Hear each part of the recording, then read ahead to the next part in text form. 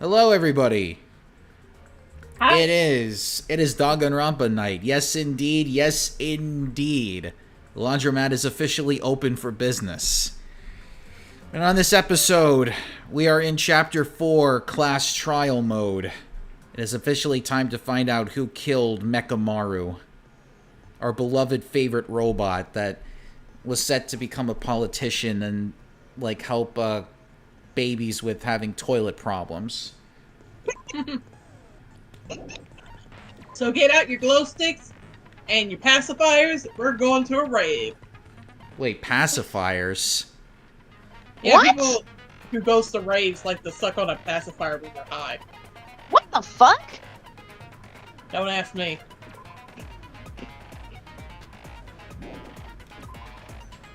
Like, what the cinnamon toast fucker is going on here? Why does it have to be cinnamon toast? This is a meme. And cinnamon toast is fucking delicious. Well, I wasn't a big fan of Crunch.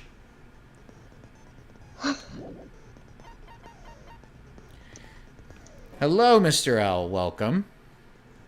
Hi, Al. Hello. You ready to go to trial?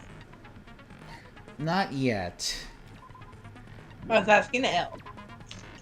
Alright, let's increase the max speed on this. So that way we can get past it faster. Mr. L, why are you sleepy? Why is everybody sleepy today? It's the weather. It's been sleeting over here. I mean, we've had rain, but it's not been sleepy weather.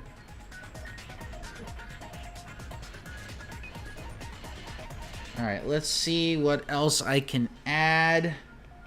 I haven't already. Alright, that's it. Alright, here we go. Class trial time. Now then, let's begin with a simple explanation of the class trial. During the You don't class need an trial, explanation. you will present your arguments for who the killer is and vote for who done it. If you vote correctly, I'm then kind only of the digging this bucket one will Alice receive in Wonderland punishment. look in the But background. if you pick the wrong person, Wow, Mr. L, you had 2 PB&J sandwiches. Well, yes, because that will do it, because that's a lot of carbs. And Maggie's here. Rawr. Hey! I'll punish everyone besides the blackened, and that person will earn the right to leave this island. I'm sure you guys are starving by now, but let's get revved up and raring to go. Whoever survives will be treated to a fancy lunch. Sir, this is a Wendy's. Rabbit curries on the menu. Huh? I'm not the main ingredient, right? I'm here today because Coach Nekomaru. Now I'm just reminded of Officer Brady fucking going to a bank and thinking it was a fast food restaurant. I'm gonna be the one who avenges him. I'll definitely find out who the killer is. I'm definitely not tempted by curry. Got it? Akane, you seem to have an impressive amount of drool flowing from your mouth. Hey, why don't we try going over the incident? We weren't able to leave Strawberry House, so I want to make sure we get a detailed understanding. I discovered Nekomaru's body a little before 7 a.m. I headed over to Grape Tower for Monokuma Taichi and found the body there. Hajime and Chiaki were also with me. Hajime was with Miss Sonia and Chiaki that early in the morning? Don't tell me you three were together since last night! Oh god. No, I am not some woman with flexible legs. Of course you're not. You're much classier than that. And what is that supposed to mean, Mr. Incel? Well, we've established she's not a virgin, so... Real easy. But just because you're a virgin does not mean that you have flexible legs. Or not a virgin, I should say. We just I get that. each other on the first floor of Grape House. We went to the tower together. Oh, Sophia's watching along with you, Maggie. Well, that's cool. Hi, Sophia. The three of us Hello, discovered Sophia. Nekomaru's body. The body discovery announcement was made soon after. Akane heard that and rushed over. We heard the body discovery announcement too, from Strawberry House, obviously. As I recall, we found out the elevator was out of If you ever order, want to which left drive us Circus stuck. Crazy, just put her in the freaking grape house for a week. Oh, god damn it. All that green will get to me. Yeah, same put me in the strawberry house. My eyes would be strained. I prefer Strawberry House than grape. I prefer the grape house to strawberry. So we decided to go to the tower for the time being and headed for Strawberry Hall.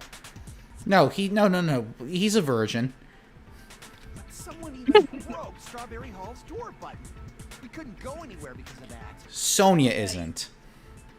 Thinking we should at least Yeah, we already some established method that. to communicate. We set our It's already sights on been Lauren's canon. telephone.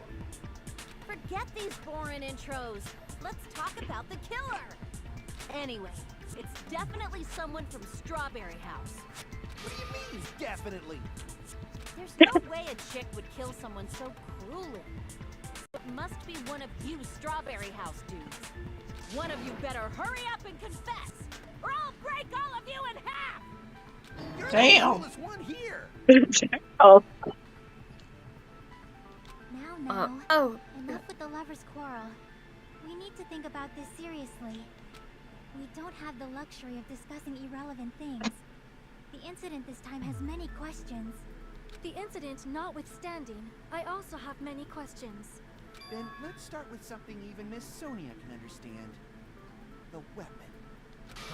Huh? You all are stupid. He is. Well, the weapon For a is mechanic, obvious. he is.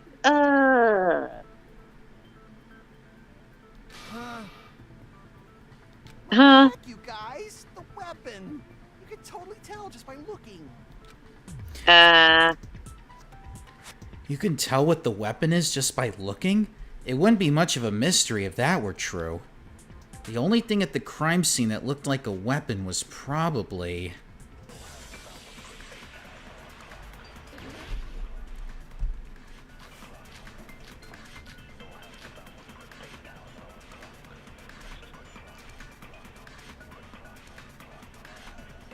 Oh shit, someone Guess shoots we should bullets. Figure out the weapon first. The weapon was right there at the scene of the crime. The pillar, huh? No, the hammer.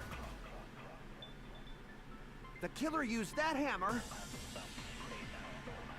and beat the... No, that's wrong.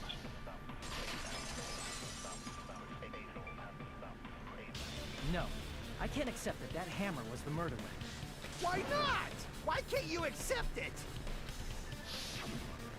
A lot of oil was flowing from Nekomaru's body, just like human blood, right? If the hammer was used to beat Nekomaru, you'd expect some oil to be on it at least. But that hammer was clean. So that's why you can't accept that it's the murder weapon. Yeah, but the killer might have wiped off the oil later. Why? Well, obviously, to make the hammer look like it's not the murder weapon. Then why bother cleaning the oil? If they didn't want it to look suspicious, they would have discarded the hammer. You're pretty insightful, baby gangsta. Baby gangster. I love it. I love it. Yeah. Hey, they must call him that too, man. Damn right. Careful, he has a short fuse. Yeah. That will be his first album. Oh shit. Yeah, we don't have any Japanese rappers, at least not that I know of. He'll be the first one. That will get popularized in America. God damn it. I'm sure there's Japanese rappers. Oh, there are, just not popular in America. Just so y'all know, I was trying to test you guys. I thought Bullshit. maybe you guys mistook the hammer for the weapon or something. It seems that was a waste of time. Then what was the real weapon used to murder Nekomaru? That's the problem. There wasn't anything else at the crime scene that looked like a potential weapon. Then, how about we look at it from a different angle? If it doesn't have oil on it, it's not the weapon. So whatever has oil on it must be the weapon, right? The actual weapon has oil on it, but if it's something at the crime scene that had oil on it... I see! The only thing with oil on it is that broken pillar. Then that pillar is the weapon. Coach Nekomaru got clobbered with that pillar. Mr. L does not believe Soda. Nobody could withstand a blow from that pillar. Or Kaz, because that's what we call him. Even if you used Yeah. 100% of your muscle strength, it would be impossible to wield it as a weapon. Why? We tried to move it, right? Yeah, remember that. It's no use. It's barely budging. Didn't I tell you? Yeah, that pillar was pretty freaking heavy. But there's one dude who could have lifted that pillar. Huh? Who are you talking about? Coach Nekomaru's robot body. With that dude's super strength, lifting a pillar would be real easy. So, he lifted the pillar. And then what? Did he use it to beat himself? You mean Bro. Nekomaru killed himself? Don't be stupid. He ain't the type to commit suicide. Hello, Amir. And even if Nekomaru could Hello. lift that pillar, that's nothing to do with the case at all. I guess you're right. What the heck? Damn. She But defeated it- quickly. But it does bother me a little. That word, unaliving. By the way, the fourth murder of the Killing School life was apparently ruled a self-deletion. Huh? No, that shouldn't matter. There's no way Nekomaru would unalive himself. That's a problem. If it's not the pillar, then there's no other weapon we can think of. There may be a way to use the pillar as a weapon without lifting it. Damn it, I got hiccups. For reals? Yes, for... That was like me. I see. So my gut was right after all. All right, it's up to you, Sonia. Prove that pillar was the murder weapon. Understood. Then I shall give it my all. Sonia, here I go!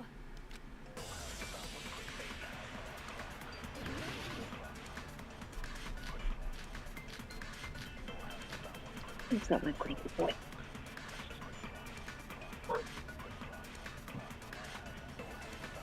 There's no need to lift that pillar. If the pillar was not lifted, beating him with it is beyond a dream. What about tipping the pillar? No, that's wrong!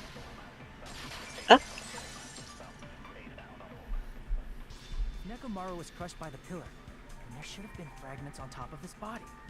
Huh? Fragments? The pillar fragments were scattered beneath Nekomaru's body, but there weren't any on top of his body. If the pillar had been tipped over and crushed it, the fragments should have been on top of his body instead. Is it bad I've already missed the robot dude? But it's probably not what happened. No, because because Nekomaru is one of the most beloved characters. Even though, here's a fun fact, the people of Japan, they did a poll when this game came out. Nekomaru was considered the least popular character in Japan. But here in America, everybody loves him. I see. That was entirely my bad. If they didn't tip Yeah. then how did the killer murder Nekomaru with that pillar? How much longer? So obviously Nagito was probably number one in that poll, right? Already. No, it's actually Chiaki. Oh! Yes, because she's a gamer girl, and this game is catered towards teenage boys, so they all love the fact that we have a cute gamer girl in this game. Do you have any more of who's on top of this one? Positive that Nekomaru was killed by that pillar. He was crushed, and his lasted words were more weight. Shout out to anyone who gets that reference. Oh, Salem Witch Trials. Oh! Americans are cool for liking Neko Mecha Maru. Chiaki is my BBG. Baby girl. Well, what's the other B for? Baby girl. Okay. Why are you so certain about that? Wow. I just have a feeling. Going with the... Getting a little behind on some of the slang nowadays. Amir says, my favorite character in the first game is Byakuya. What about the second game? Because Byakuya's in the second one. Do you like Fat Byakuya, Amir? Because he's one of my favorites. You like Mr. Ham Hands? And it's like, yes. Because he can talk about all different types of food. Maggie likes Celestia from the first game. But we can't say for sure that that instinct is wrong, can we? I think Nagito is actually the second most popular character in Japan. Huh? There's another way to use that pillar to kill. And then probably Hajime is number 3. No, Hajime is actually in the middle. He's not a very well-liked character. Bro. Is that true? Then I shall ask you, what way is that? Okay, let me check. Okay, so we had to get clarification because Sophia and Maggie are sharing the same profile. So Gundam is Maggie's favorite character. But what about you, Sophia? Maggie likes Chiaki or Nikon. Alright, I found, let's see, there was a poll from 2012. Yeah, Chiaki was first, Nagito second, third Ibuki. Mm-hmm. Fourth, Like, Yoko. hell and fifth, yeah! Mahiru. Boogie loves everybody. To clear a path to the future with your own powers. So you just stand there and falter. What a waste of talent. And you all intend to fight the Future Foundation? You make me laugh. What did you say? Regardless, it's not like I want to die. Be right back. So I guess I should Okay. lend a hand. Hey, Nagito, what the hell happened to you? How come you're not talking like a lunatic anymore?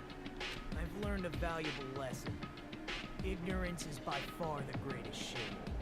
I think the most hated are Hyoko and Teru. Yeah, Circus hates Hyoko, and Teru is just nothing but a serial pervert. Yeah. Okay, so you, Maggie, and you, Sophia, will show who's talking.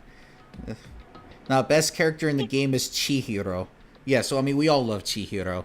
She's great. We all love Chihiro here in this stream. What do you mean? And Ultra Ego. Just tell us how the pillar was used to kill. Well, first Right? of all, the pillar itself is not enough. Oh, Chihiro is baby material. Is so baby material. But when combined with Oh, a gosh. specific item, there's a way it can be possible. A specific item? Of course, the ultimate weapon. Shadow? Ultimate weapon? Oh god. The thing you get when you clear the final dead room? I will grant you, Nagito, one wish. So, Nagito knows I love what how that was weapon brought up is? in the game and then never mentioned again. Oh, best Yeah, character from no. the second game is Nagito, according to Mr. L, just because of how crazy he is. Yeah. Oh, sorry, Maggie, Sophia. We can't choose between texts. We all get the same text. Of course I know, but I'm pretty sure everyone else has seen it, you know? Oh, gotcha. Okay, never mind. Sorry, my bad. That's right. You've seen it clearly. Because I, the one who has claimed dominion over evil, am the ultimate weapon. Fuck you, Shadow. Gundam stole your thunder. I am he who cuts the insolent catalyst which flows out from the chaos with the sword of victory. Black Doom has nothing on Gundam. It's only fitting What that the hell I is his deserve to be music? called the ultimate weapon. This is Gundam's theme song. No, you are far greater than the ultimate weapon. since you wield your 4 dark daggers of destruction. Wow, and even Sonya's like propping him up to even more powerful than the ultimate weapon. She is in love with him. If you want to talk about characters I hated from the first game, I hated that fucking nerd dude. Oh, Hifumi. Hifumi? But we call him Kevin. Yeah. I hated Hifumi with a passion. I wanted him dead right away. I don't know. Do we that happened? Do we like or hate Kaz? Here's the thing, like, he's just too much of a simp for me to like. Okay. Because he's not liking the fact that Sonya's propping up Gundam and falling in love with him. Cut the bullshit and say it clearly. What is the ultimate weapon? In order to clarify that, we first need to solve the secret of the funhouse. Oh god. Imagine with Gundam appearing somehow. Behind him is the moon. With like fucking the parodying of the Shadow the Hedgehog intro song, I Am All Amoeba Crush 40. Oh, good, Amir. If you haven't played the third one yet, we will eventually play the third one on here, which is my favorite out of the 3 games, because it's got the best characters and the best story. So... yeah. Not to mention, in your personal bias is also the best music. Yes, and the best music, too. I have some of the music on my playlist when I go driving. But before we do V3, we're actually going to do Ace Attorney Trials and Tribulations, which is one of my favorite Ace Attorney games. Is that like the third one? Yes. You're supposed to be the symbols of hope. Because I can't keep up with how many Ace Attorneys we already did. And it's out of the 6 games that Ace Attorney, it's considered to be the best one. So you're in for a treat. I forgot. Except for Hajime, of course. Except for Hajime? I'm gonna miss my fabulous, like, musician guy from the last game. Oh, yeah. Anyway, we must first clarify the secret of the funhouse. He reminded me so much of Bowie. Then I think it must have something to do with the structure of the funhouse. Strawberry House leads to Strawberry Tower, and Grape House leads to Grape Tower. Oh, Sophia's like, Nagito's being sus. But in actuality, they are both the same building. He so wants to be the third imposter. It's kind of sad. So, I heard there's like an animation of Among Us being made or something. Yes, it's going to happen. There is, actually. But we'll talk about that later. Like how there's gonna be a Sims movie. Yep. Wait, there's the Sims movie? Well, again, that's for later. That's for another time. Yeah. But we just got... Yeah. But I did. We just got past like and we're still in the middle of like Vincent's story, dude. Yeah. Or Bubble God. When Bubble God comes back, we'll talk about the Sims movie when Bubble God is here. Anyway. Oh, did you ever figure out how we made the bubbles come out of the body? Yes, we'll talk about that on Wednesday. The 2 houses are connected to the tower in the middle. I thought that at first too, but I ended up finding proof that completely contradicts that.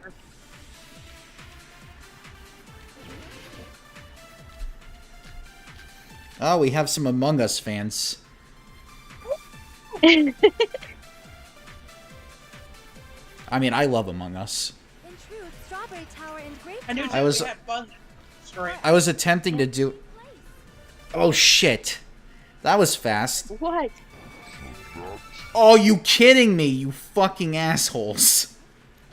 What the fuck did we do? No, you didn't do anything. It's just that it was like... They don't give you enough time to go through bullets, and then the one that you have to hit is the one that just pops up right away. Yeah, but you're the one who sped up the game a bit.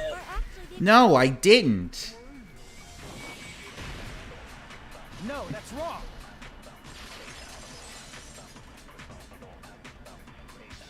Look at those towers. What's you, Kiki? Why are you asking that now? Do you harbor a grudge because my kingdom destroyed your homeland? Hajime, I Oh, won't shit. any sort of rebellion. What the fuck? I mean, doesn't it seem strange? So Kaz would literally be a fascist for Sonya. His body was in front of the door to Strawberry Hall. when we went to Strawberry Tower from Strawberry Hall, his body was in front of the door to Great Hall. It's probably some kind of trick, like the floor rotating 180 degrees or something. If it is, then see? That means it could have passed to the exact same place, right? If so, then what? Do you seriously think such a simple answer is the correct answer? Occam's razor, dude. Does that mean he's wrong?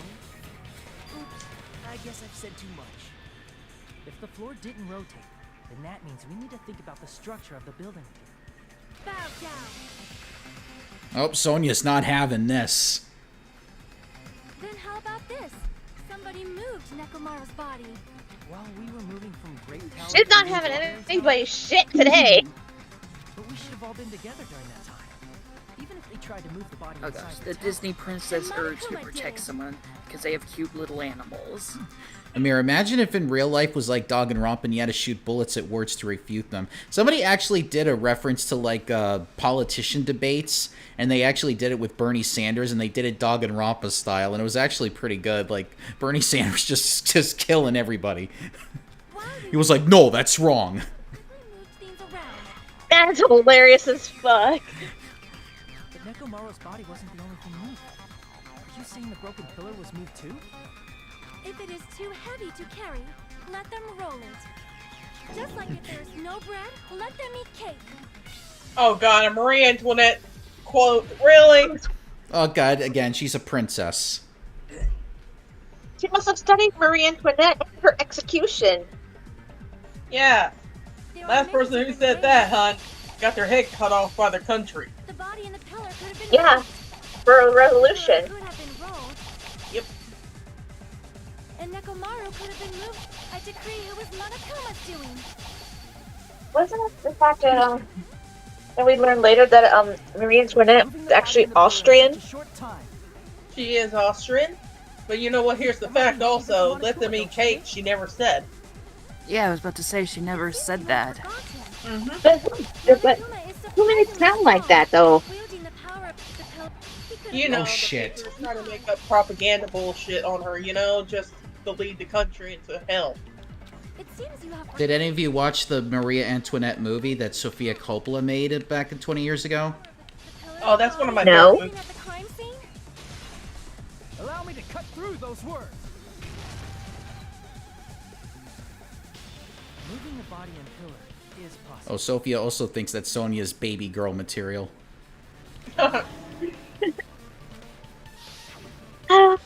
I do somewhat appreciate that remark. The oil surrounding his body moved too. Physically moving all of the oil like that is simply not possible. No matter how. But to be called a baby girl is kind of foreign for somebody like me. Then it's impossible to think it was moved. I am terribly sorry. I cannot believe I got so fired up. It's all right. A fired up Miss Sonia is awesome to watch. Shut up, Simp. Simp. Go in the corner and think about what you've done, Simp. I'd have been the crate. We can't be certain of that either. Not when the experiment involving the handbook I left on the tower floor was a complete success. Yeah, the E-handbook was still there. That's why we That thought the two only. towers were the same building. Just like how people say Napoleon was short, even though he's not short for the time. Yeah, there's a reason why Joaquin Phoenix played him in the movie last year. If they're not the same building or two different Dude, I was disappointed in that fucking movie. Yeah, it was not accurate. The whole time I had to hear my ex fucking say how fucking inaccurate it is and all that stuff.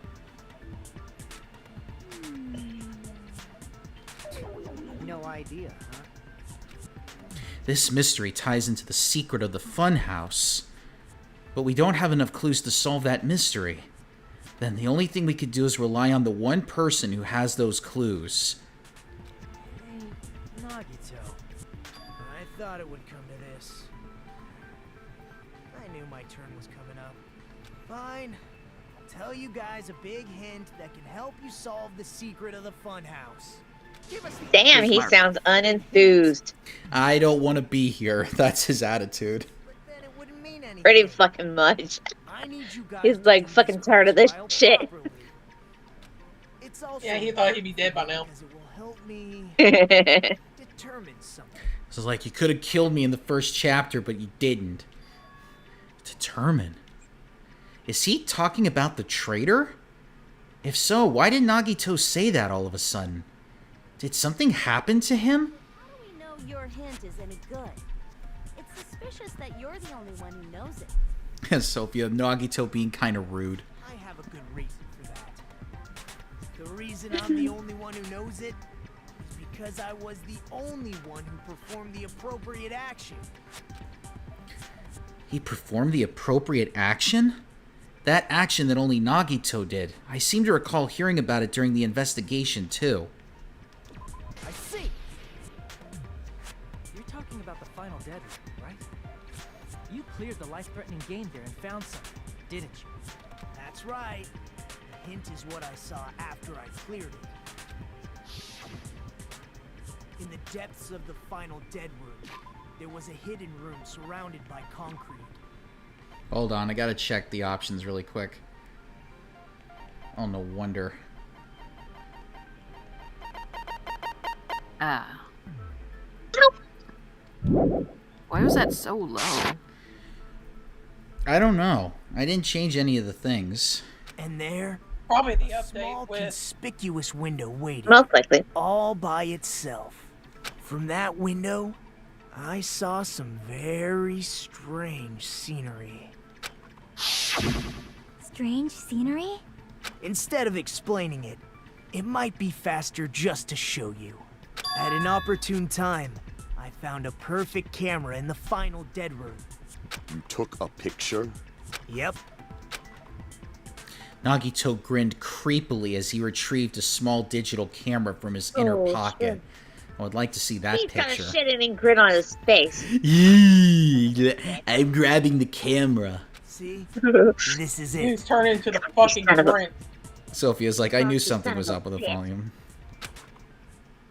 And as he said that, he showed us a peculiar picture. Let me explain it to you again. I took Holy this shit. picture on the first floor of Strawberry House, from the secret room within the final dead room. But don't you think it's weird?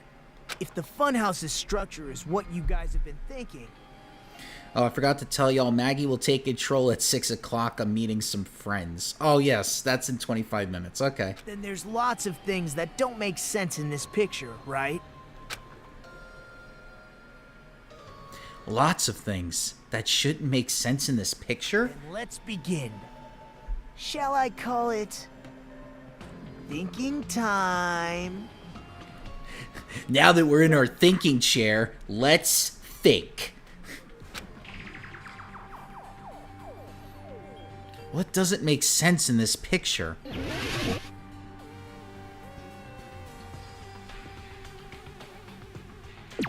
Here! This guy? If the structure of the funhouse is what we thought it was, Grape House and Strawberry House should link to the tower in the middle, which means if you're viewing the tower from Strawberry House, you should see Grape House behind it. But in this photo, I don't see anything behind the tower. No shadow, no shape, no Grape House at all. I see. And is that it? We're gonna put our thinking caps on. Nagito said there's lots of things that don't make sense in this photo, which means there are other contradictions contained in it. What doesn't make sense in this picture?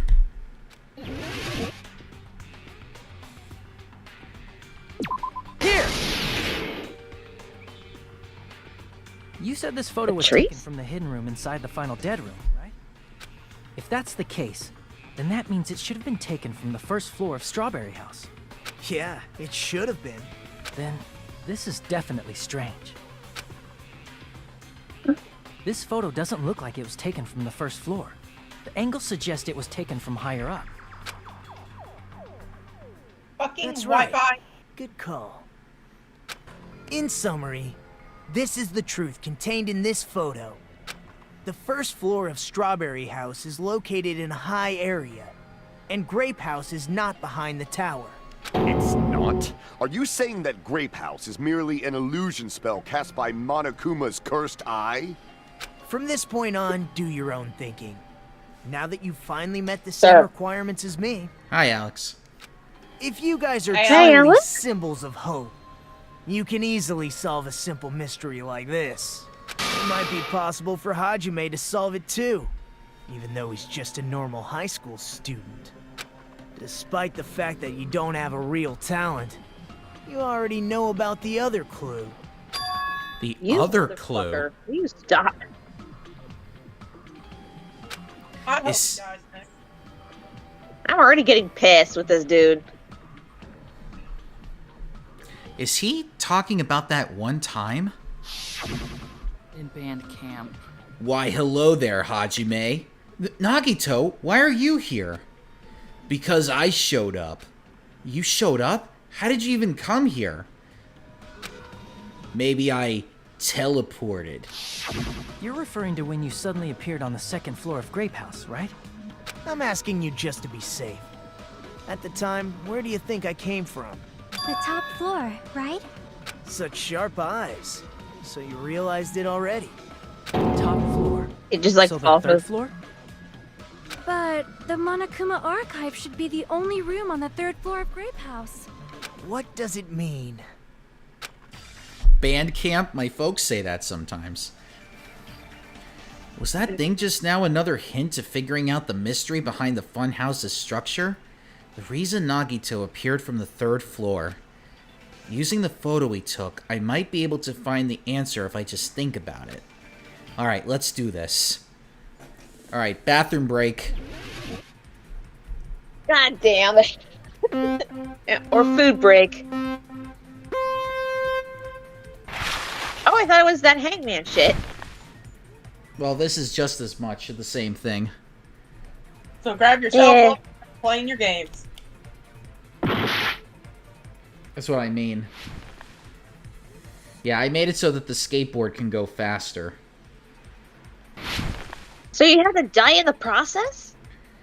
Well, it's hard to see it when you're going so fast. You have to try to look at the gaps in between, but it's hard to see the gaps when you're going so fast. I don't know. You're not the one playing. Oh, as they say, mind's the gap. Wait, wrong setting.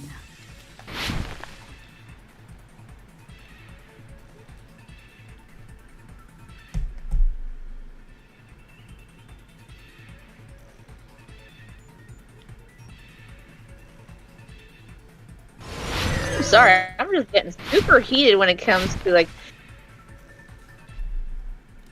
him bringing up about the whole fact about Hajime's lack of ultimate skill. I'm like, dude, sit your ass down. I'm getting really pissed. The guy who relies on a very abstract concept is luck. And hope. Ah, yes, he is horny on main for hope. Yeah, hope sexual. That's a term, I think, in that fandom.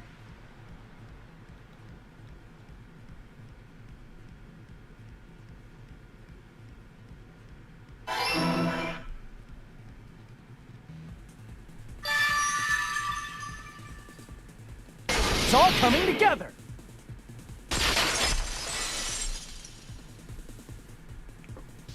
Got it. I know the secret of the funhouse. Then let me hear it. Bye, Sophia. What kind of answer will you give, I wonder? Mr. L's like, hope sexual. He's laughing. Or they're laughing. In the picture Nagito took from mean- Strawberry House, I didn't see Grape House at all. So where did Grape House go? There was only one possibility. It was in a position where it couldn't be seen from Strawberry House. Which means Strawberry House and Grape House are in the same building, but on different floors. Same building, different floors? Then the two houses aren't two different 3-story buildings. They're actually one 6-story building? If you think about it like that, based on Nagito's picture, it's clear where Strawberry House is located. where Strawberry House is located. That should be clear if I look at the photo he took. I see! On top of Grape House. That's where Strawberry House is located.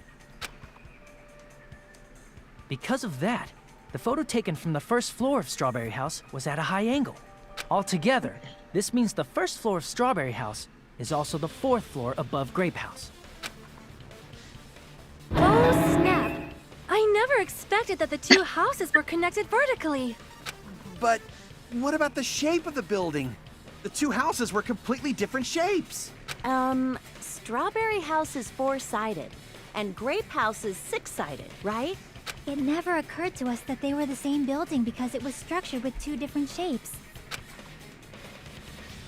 A quadrilateral and a hexagon, overlaid atop each other to misdirect how we would perceive them.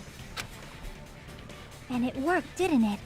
Disregarding the tower, we fully believed the two houses were two separate, distinct buildings. In order to conceal the unique design of the funhouse, Monokuma put us to sleep so we couldn't look at the outside of the building when he brought us to it. Mr. L's like, let's just hope they're not like the first game where they flash back to it again and again. You've just been Kuma'd! Don't you think a building full of so many surprises totally deserves to be called a fun house? It's true? The building was really like that? That's right! Those two houses exist on different floors in the same building! We got punked. Constructing a building like that on your own without my knowledge? How horrible! Then what about the towers? Are they arranged vertically just like the houses? Yeah, Strawberry Tower and Grape Tower should have also been different floors inside the same building. Just like Strawberry House was on top of Grape House, Strawberry Tower was also on top of Grape Tower. However, if they're different floors within the same building, why was Nekomaru's body in both places? Aw, your precious hammies don't know? But it's so simple. Alrighty then. I'll be the one who solves this mystery in a flash. Please watch me, Miss Sonia. Oh, I see. Do whatever you like. Oh, definitely make her watch me. I'm gonna stand out till she notices me. Notice Knock it off, Sam.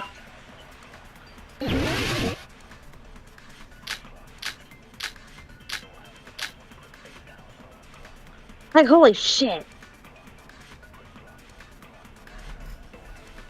I'm gonna solve this mystery in a flash. Then hurry up, dumbass! One of the bodies in one of the towers was actually... No, that's wrong! What? Didn't even last a moment. Nekomaru's body wasn't a dummy. That can be proven by Kazuichi's account. Wow, he contradicted himself. That's how bad. Dumbass! Remember? When You we cucked moved from yourself, Grape Tower to idiot. Strawberry Tower, we thought the body had moved. And that's when you said... Not just that, the parts that I carefully arranged when I disassembled the body all moved too. Right up until that moment, you were disassembling Nekomaru's body at Grape Tower, right? The killer couldn't have known how you'd take apart his body, so they couldn't have built a dummy. Unless Kazuichi was the one who built the dummy, then it would be a different story. Miss Sonia, that's a pretty harsh joke. She's not laughing. Congratulations, Kazuichi. You played yourself. You are joking, right? It's alright. You Kazuichi is played not the yourself. killer. If he was, he wouldn't have fixed the elevator or the button in Strawberry Hall. It'd be much more convenient for the killer if it stayed broken. I see. That is disappointing. I'm even more disappointed. However, even if Nekomaru's body wasn't a dummy, it's meaningless if we don't have the important answer. The reason Nekomaru's body was in both towers, even though it was supposed to be on different floors. Soda's his own worst enemy. Maybe it was simply moved? The body moved to a different It's like floor? those song lit. You can't think of a device like that? A device that moves things to different floors in the same building? A device like that? Remember when we entered the funhouse from one side? How we couldn't enter it from the other? That device is just like that. If you enter it from a specific place, you can't enter it from the other. A device that transports things to different floors in the same building. And just like the tower, if you enter it from a specific place, you can't enter it from the other. I feel like I've seen that before. Alright, let's do this. Bathroom break or snack break. Go ahead, people. Whichever. Yeah, just take a nap.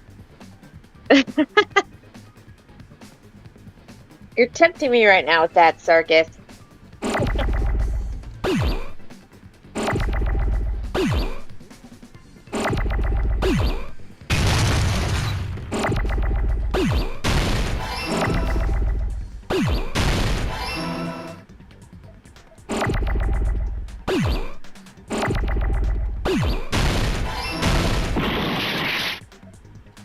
What the fuck? Wrong button.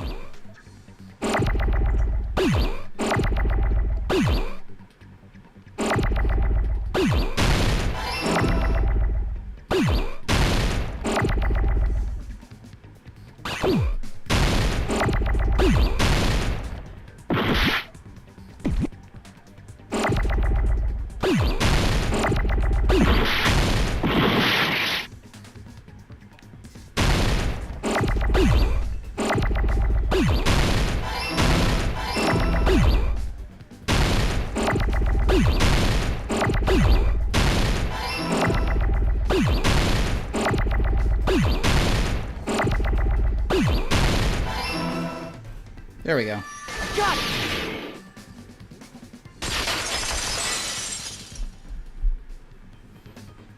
You must be talking about an elevator. What? Are you saying Nekomaru's body was transported using an elevator? Where the hell is this elevator anyway? It's the tower itself. The inside of the tower is one big elevator. Which means the tower was designed so that the whole room goes up and down like an elevator. So whether you enter from Strawberry Hall or Grape Hall, it all leads to the same room, right? So that's why we could only enter it from one side or the other. Now that you mention it, sometimes when I pressed the door button, it took a while for it to open. Hangman is the worst, but at least it didn't take too long. Yeah, not this one. I see. We were basically waiting for the room to arrive, just like an elevator. Please hold on. If the inside of the whole tower ascends and descends like an elevator, then why is there a picture of a strawberry on the far back door when you enter from Grape Tower? And a picture of a grape on the far back door when you enter from Strawberry Tower? If the room just moves up and down like an elevator, there's no reason for the doors to change. Plus, after the incident, the far back door in Grape Tower had chains wrapped around it, right? But when we entered Strawberry Tower, those chains were gone. Not just that, but if I remember correctly, even the doorknob was broken off. There are too many strange things. Was that tower really an elevator? When you see people and things, make sure you focus on the good parts instead of the bad. What did you say? So, let's put aside what's changed and focus our attention on what hasn't. Why do we have to do that? It's fine. Come on. What does everything that hasn't changed have in common? The things that didn't change when we moved between the two towers. That includes the body, the pillar, and the oil. We've been talking about that stuff for a while now. There shouldn't be anything strange about them. Not even the fact that they all moved with the elevator. The one thing these all have in common... I see! Is it safe to say that all the items on the floor didn't change? And? And? Why did the picture on the far back door change? If you can figure that out, you'll have the answer. The reason is because that elevator has something unique about it. There's something unique about that elevator? The doors changed, but everything on the floor stayed the same. That means... I see! So that's it. The elevator was designed so only the floor moved. Only the floor moved? Which means the whole room wasn't an elevator, only the floor was. That's why we saw different doors in each tower. Which means on the first floor of Grape Tower, the door on the far back wall had a strawberry design. And on the fourth floor, which was Strawberry Tower, a different door on the far back wall had a grape design. Then, where do the different floors lead? I want to say they lead outside, but they're probably just for show. Just for show? Why was something like that necessary? Mr. L, the floor is busting a move. So we'd falsely believe that the doors were connected to where their picture signified. It was actually very effective. Because of that, we totally misunderstood the building's structure. I don't get it. But I guess it means whoever designed this building had a totally twisted personality. Did you hear that, mon ami? Don't blame this on me. Oh. Take responsibility for yourself. Then I'll take responsibility and gently caress you. With a poke. Like, there's no way that's gonna happen. Stop with the tasteless jokes. By the way, what is the chain on the far back door in Grape sounded Tower wrong. mean? It was probably wrapped there by the killer to keep us as far from Strawberry Tower as possible. Why? Because of that chain. You guys thought you couldn't enter there, right? Like you said, I could probably use these parts to repair that button, but... Seriously, hold on.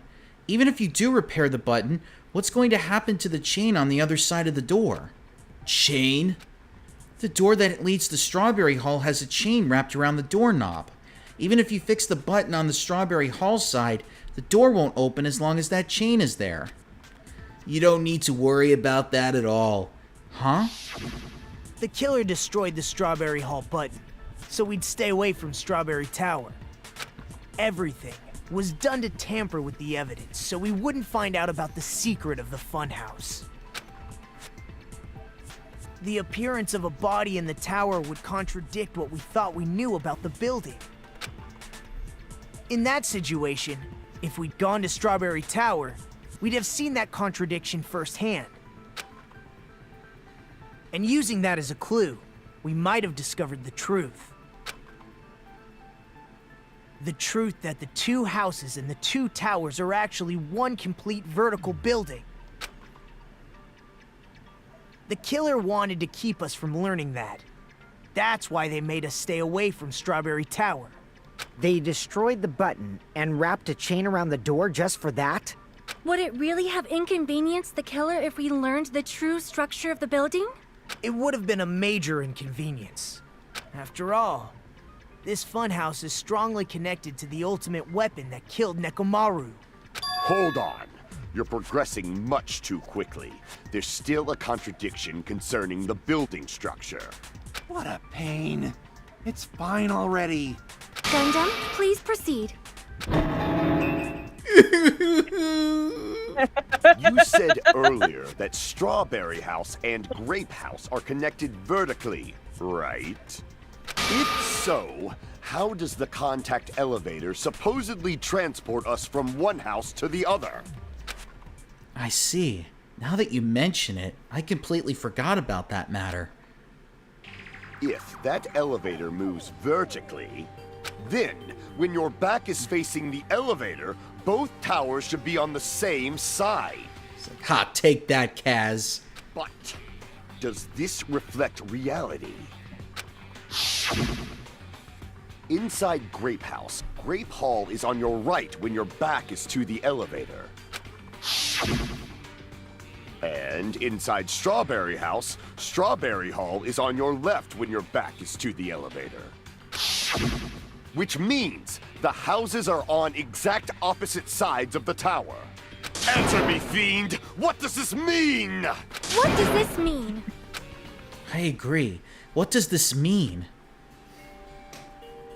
If the two houses are connected vertically, the position of the tower should be the same in both houses. But in fact, when my back was facing the elevator in Grape House, the tower was on my right. And when my back was facing the elevator in Strawberry House, the tower was on my left. How can I break through this contradiction?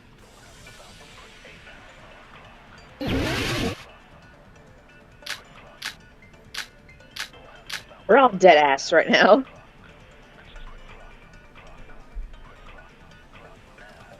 It's a mystery. Two houses are connected vertically. The elevator should move. Vertically, not horizontally. No, that's wrong!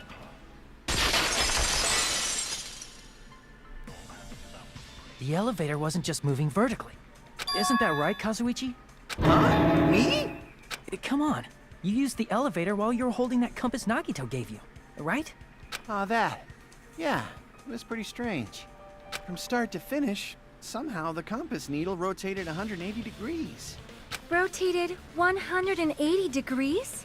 Meaning, as the elevator moved between the two houses, it also rotated 180 degrees. It was probably following the building's perimeter as it rotated to the other side. Which means the exit would be on the opposite side once you arrived at the other house, right? And thanks to that, the tower we saw on our right side when we arrived at Grape House appeared on our left side when we were at Strawberry House. An elevator that rotates while it moves. Is that even possible? It's like something from an amusement park. Well, a funhouse is an amusement park attraction, you know. And since the building doesn't really need to be structurally practical, it makes for some splendid fun. That's not splendid at all. You're inhuman. You say I'm inhuman, but I'm just a bear. So I was never human to begin with. I'm different from these lowly humans. So we're done with the secret of the funhouse, right? Then let's start talking about the important stuff. What's the ultimate weapon that killed Nekomaru? And how'd they combine it with the pillar? Huh? You still don't know what the ultimate weapon is yet? It's what I found at the Octagon, you know. What is the Octagon? I haven't heard about that yet. Oh my... I can't believe I have to explain that now. As long as He's you know so what an Octagon done means, with this shit. you can solve this simple mystery easily. He's a bear indeed, Mr. L says. What an octagon means, huh? Hi, welcome back, Maggie. That reminds me, an octopus has 8 legs. I wonder if that means anything. I see! If I recall, an octagon is a shape with 8 sides, right? I didn't expect you to know that. For a substitute reserve course student, you're quite Oh, I knowledgeable. want to pop this guy so bad. I think we both do, Circus. We want I to pop guess I his should head. continue listening. Where is the place befitting of the name Octagon? Alright, try to get back when you can, Maggie. The place befitting of the name Octagon. Grape House is 6-sided, and Strawberry House is 4-sided. Neither of them are 8-sided. If you combine those places, a certain place would become 8-sided.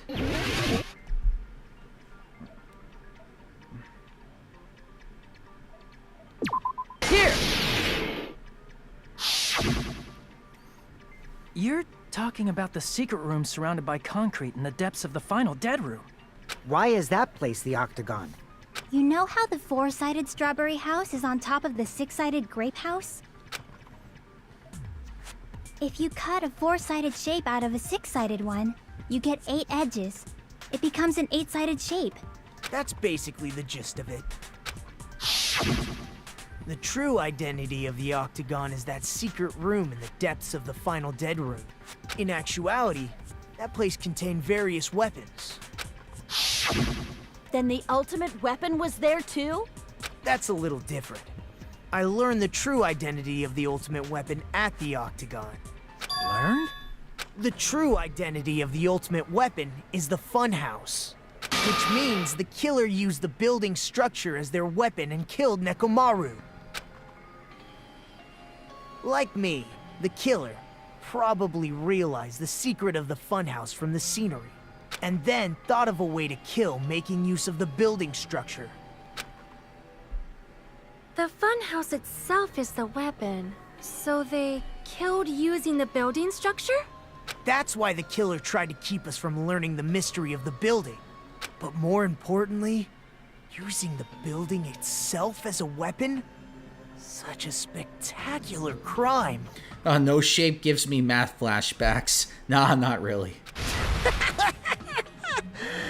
It truly deserves to be called the ultimate weapon. The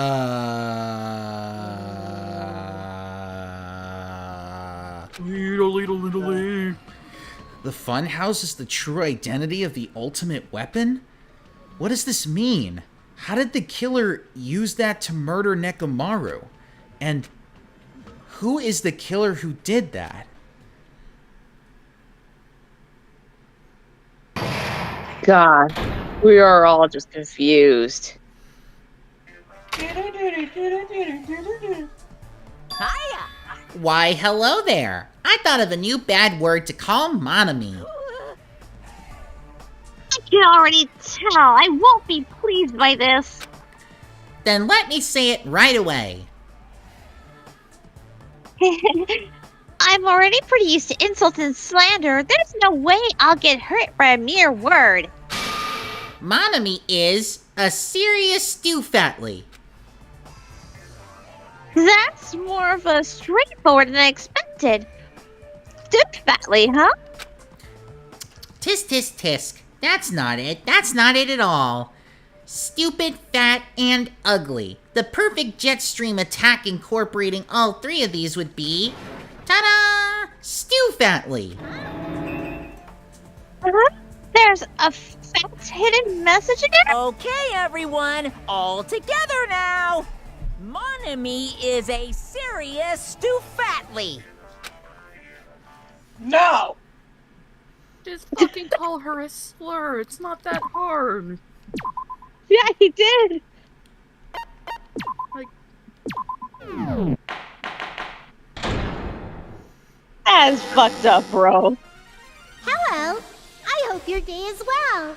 I'm trying to force myself to be more energetic, or else my mental state won't be able to keep up. Ugh, my heart's thumping like crazy. I might as well have a laid-back, so what attitude and go ahead with high energy. Yeehaw! But be careful that your batteries don't run out for various reasons. And just like I say each time, don't forget to save frequently. Oh, don't worry. I charged my controller before this. Don't worry, I've had plenty of batteries. I bought them at the store. Expected the funhouse itself to be the ultimate weapon. Mr. L's like, hey, slurs aren't cool. You're a terrible bear. Oh well, let's just press on ahead. Is it really all right to accept the situation so easily? Bear look like a saint. I mean, that's not what's important. The thing that's really important is the killer who used the building structure. Like, who's Nekomaru's murderer? But is it really okay to believe the building is the weapon? Nagito said it, you know. There's no way I'd lie at such an important moment. I don't want to die either. What happened to the bastard who kept saying how much they didn't mind dying? He's right. There was a time when I thought I could become a stepping stone for your hopes, but I will sincerely retract that remark. Retract? I'm disappointed too, you know. If this was a murder for the sake of hope, I'd happily sacrifice myself. You say such falsehoods, per usual. There is no such thing as murder for the sake of hope. Murder is simply murder. forcibly sacrificing others for one's own desires. Even one as diabolical as I would avoid such actions. I see. It's fine. Well, at least he has standards. Let's just leave him alone and find out who killed Coach Nekomaru as fast as we can. Just so you know, it's not like I'm getting hungry or anything, you know. Akane! You were drooling waterfalls? Don't go be drooling waterfalls. Nagito, as usual. I can't tell what he's thinking. I have no idea if he's serious or not. Anyway, if the killer used the building structure, why don't we think about how they used it? How they killed Nekomaru. Gundam spitting facts, Mr. L says. It might be better if we clarify the cause of death first, don't you think? Nekomaru's cause of death, huh? He was horribly damaged, as if he was beaten senseless with a blunt object. But if he was beaten with a blunt object, it wouldn't be a kill that utilized the building structure. So what was Nekomaru's cause of death that also utilized the building structure?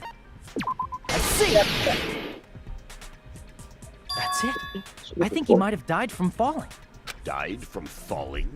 If the funhouse's secret is that it's a structure where both towers and houses are vertically connected, then the killer made use of its height and caused Nekomaru to die from falling. Are you saying they pushed him off? Where'd they push him off from? That I don't know yet. Don't just make things up when you don't know the method. Where in that building would you even be able to push someone off in the first place? It might be possible in the tower. You could push him off the 4th floor when the elevator is on the 1st floor. Did you forget how the elevator functions? When it's on the 1st floor, the door on the 4th floor won't open. Saying he died from falling is truly incorrect. You should burn in the flames of hell. Whoa. Sir. But my gut is going crazy right now. Sir, this is a Wendy's. If Nekomaru died from falling, where did the killer shove Nekomaru from? If I'm going to reach the truth behind this incident, I need to solve that mystery next.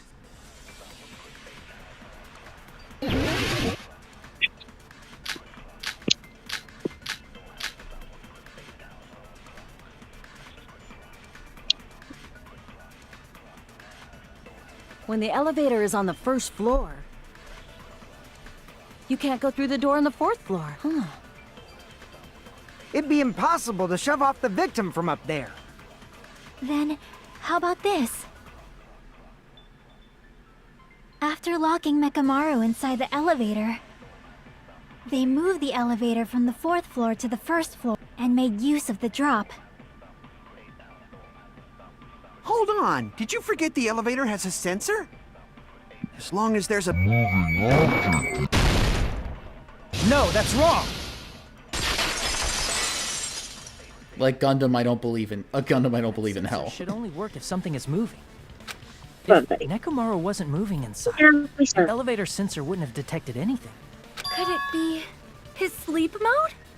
When Nekomaru's goodnight button is pressed, all of his functions shut down, and he enters sleep mode.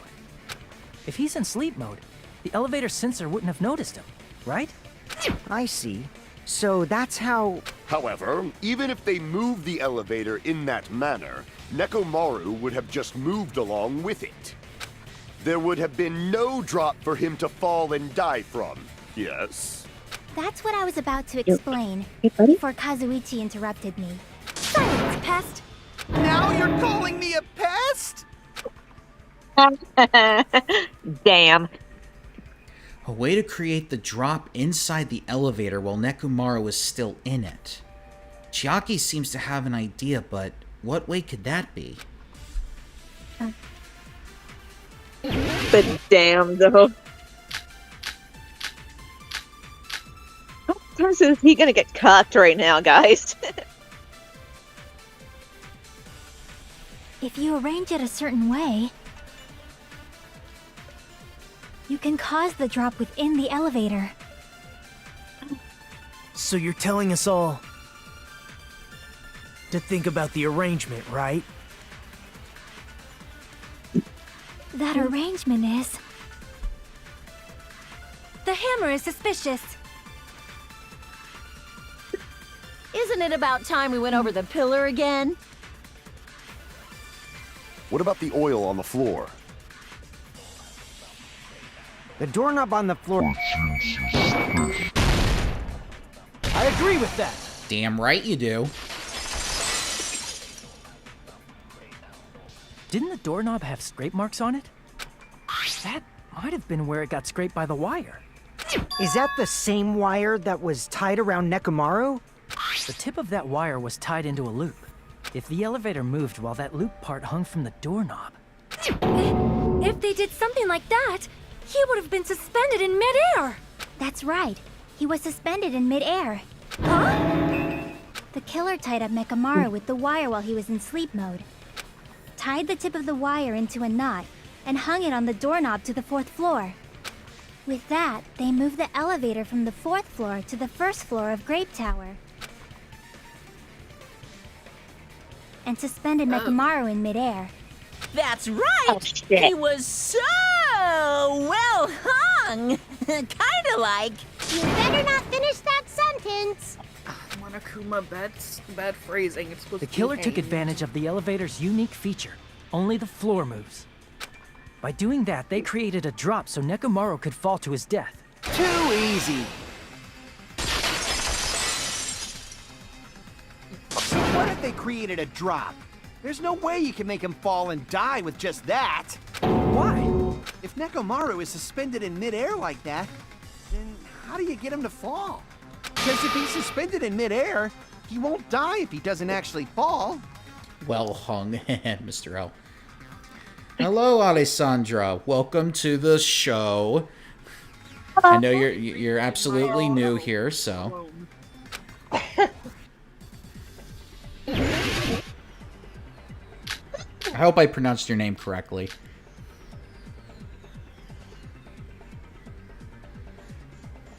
Even if they suspended Nekomaru from a wire, how would they make him fall?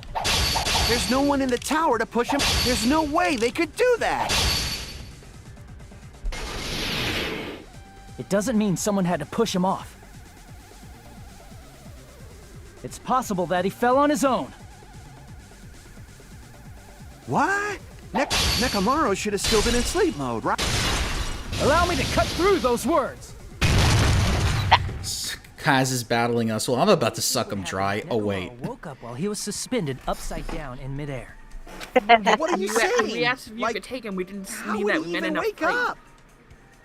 He has an alarm inside his body. As long as it was armed, it would have deactivated his sleep mode. Which means the killer set the alarm before they suspended Nekomaru.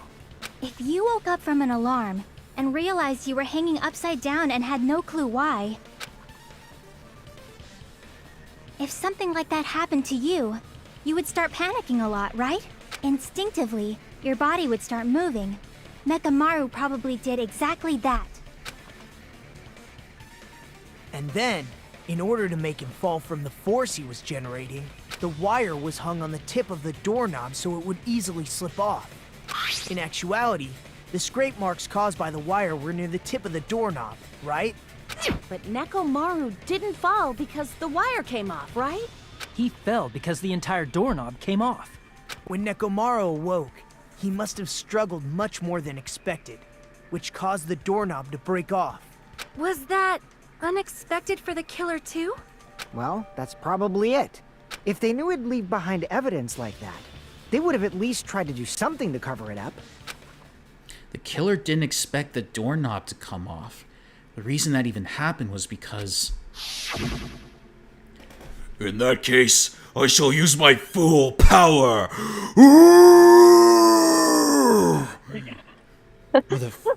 With a fierce roar, Nekomaru put all his power into grabbing the doorknob with both hands. But... Clatter, clatter, clatter, clatter, clatter, clatter. Not yet. Here it comes. The incredible strength of 1 million horsepower!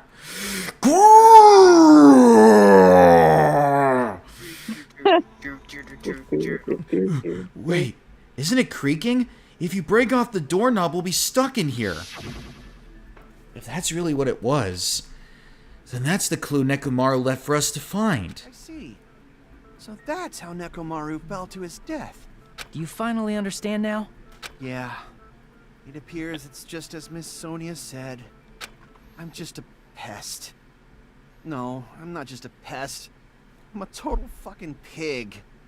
Isn't that right, Miss Sonia? If I'm a fucking pig, you can say so. Oh God! I believe you I'll gave say your you're all. a fucking pig. Hey, why aren't you teasing me anymore? This guy. Because He gets off on this. she realizes that you like this, you weirdo. Wow, yeah. Oh, it doesn't. Wait, hang on a minute. Does he have a degradation kink? Mooney, don't mention it. Get away from the trash, kitty cat. Don't mention it, Mooney. Don't mention it. At least he didn't die in vain. That's just a question. So thanks to that alarm, Nekomaru ended up falling while he was still hanging upside down. That doesn't mean he just crashed straight into the floor. Of course, you know that too, right? It doesn't mean Nekomaru crashed straight into the floor. The moment Nekomaru fell to the floor, the only thing I could think of that happened to him was... I see! When Nekomaru fell to the floor, he ended up colliding with the pillar. Isn't that it? Finally, the pillar! So that's how the pillar shattered, and why oil was spilled all over the place. See, I told you the pillar was the weapon. My gut was totally right. Well, the pillar was a bonus. It's not even clear if the killer intended that, or if it was just a coincidence. At this point, it is quite difficult to find a clue that will lead to the killer. Then what about the alarm? I'm positive the alarm was set for 7:30 a.m. And if we map it out from there... Hold on, baby gangsta. Stop calling me baby gangsta! What'd you just say? Did you say the alarm was set for 7:30 a.m.? You didn't check it yourself? Nekomaru's alarm was set for 7:30 a.m. Nah, that's impossible. 'Cause even though I slept in a little, I still got to the tower at 7 in the morning. Now that you mention it, so did I. There was no way I could be late for Monokuma Tai Chi, so I left for Grape Tower before 7 a.m. Mr. L, the pillar is truly a weapon of all time. And if we found Nekomaru's body there, it would have been before the 7:30 a.m. alarm went off. It appears yet another contradiction has been birthed. Mr. L, he's little gangster. How were you able to discover Nekomaru died at 7:30 a.m. when you went to the tower at 7? That's what I want to know! Another mystery I don't understand? Seriously, it's just one after another. But I can't choke up at a time like this. Just a little more and I'll be able to reach the truth. There should definitely be a clue to breaking through this contradiction.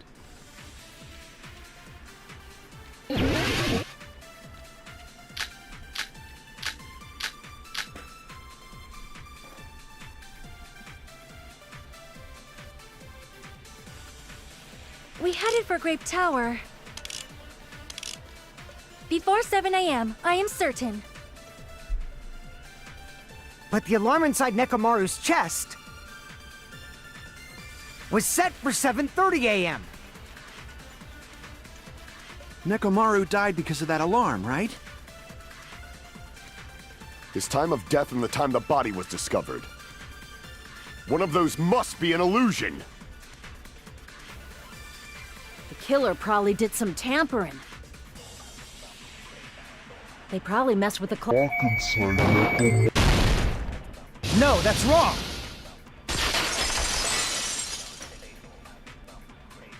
No, the clock inside his chest was a radio clock, so it would have been impossible to mess with. So you're saying there's no way the killer could have tampered with the clock? Maybe the clock Miss Sonia saw was the one that got tampered with. The clock inside Grape House? No, I checked all the clocks inside the funhouse. Oh, that's what I asked you to do. So you really listened to me and checked all the clocks. And because of that, I can confidently declare that all the clocks had the same time displayed. If there's no possibility that the time was tampered with, then we must doubt that human's testimony. Please believe me, we are not lying. Then maybe it's a misunderstanding? Uh-oh, Gundam's blushing. He doesn't want to accuse the princess. The one that crushes on me. I never misunderstand. I'll crush you into dog food. Oh shit. I go in the crate. This time-related contradiction. I don't think I should doubt the testimonies. I should doubt the clock. There's no mistake that something was done, but what was it? Perhaps we've overlooked something. Maybe we're misunderstanding something. Which clock was messed with? How was it messed with? And why didn't we realize it? Think. If I focus and think, I should be able to find the answer to that mystery.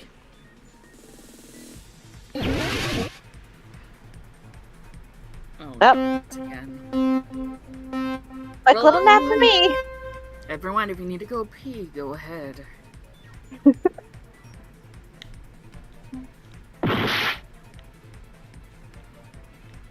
Again, I keep forgetting where the jump button is.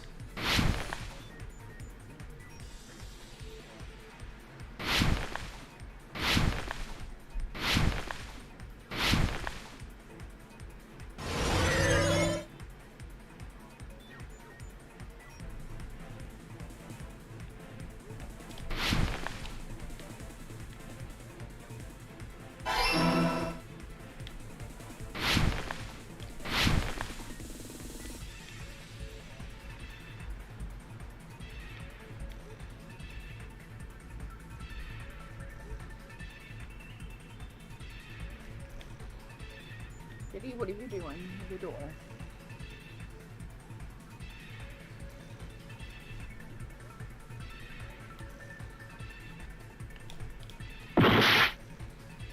Oh.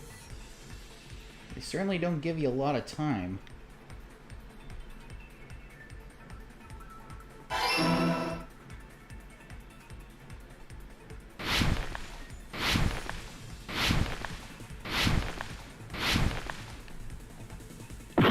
And again, you die. Okay.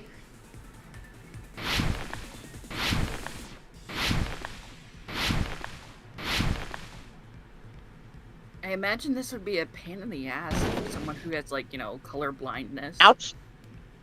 I bet. This gives us a little reminder that Sonic Heroes version of this was actually a lot better. Well, just Sonic Heroes is just better in general. Oh! Ow. They don't give you a lot of time to move over. Elia Leonix, what are you doing? Go by strength. When I look at those colors, I'm thinking like that they have blue for speed, yellow for flight, red for strength. You said you checked all the clocks inside the building. Isn't that right, Fuyuhiko? Yeah, none of the clocks had the wrong time. But what if all those clocks have been messed with? What? All the clocks? So even if you checked all the clocks inside the building, there's no way you'd have noticed it. I see. So the killer messed with the time inside the whole building by changing all the clocks. So that's what it was. There's no way I would have noticed that. This is truly fantastic! Now's not the time to be pleased. More importantly, how much was the time off? She's right. That's the main problem. How much was the time off after the killer messed with the clocks? If there's something that could be used as a standard for measuring time, that should be the clue. Alright, I need to find that. I'm going to reach the truth in one go.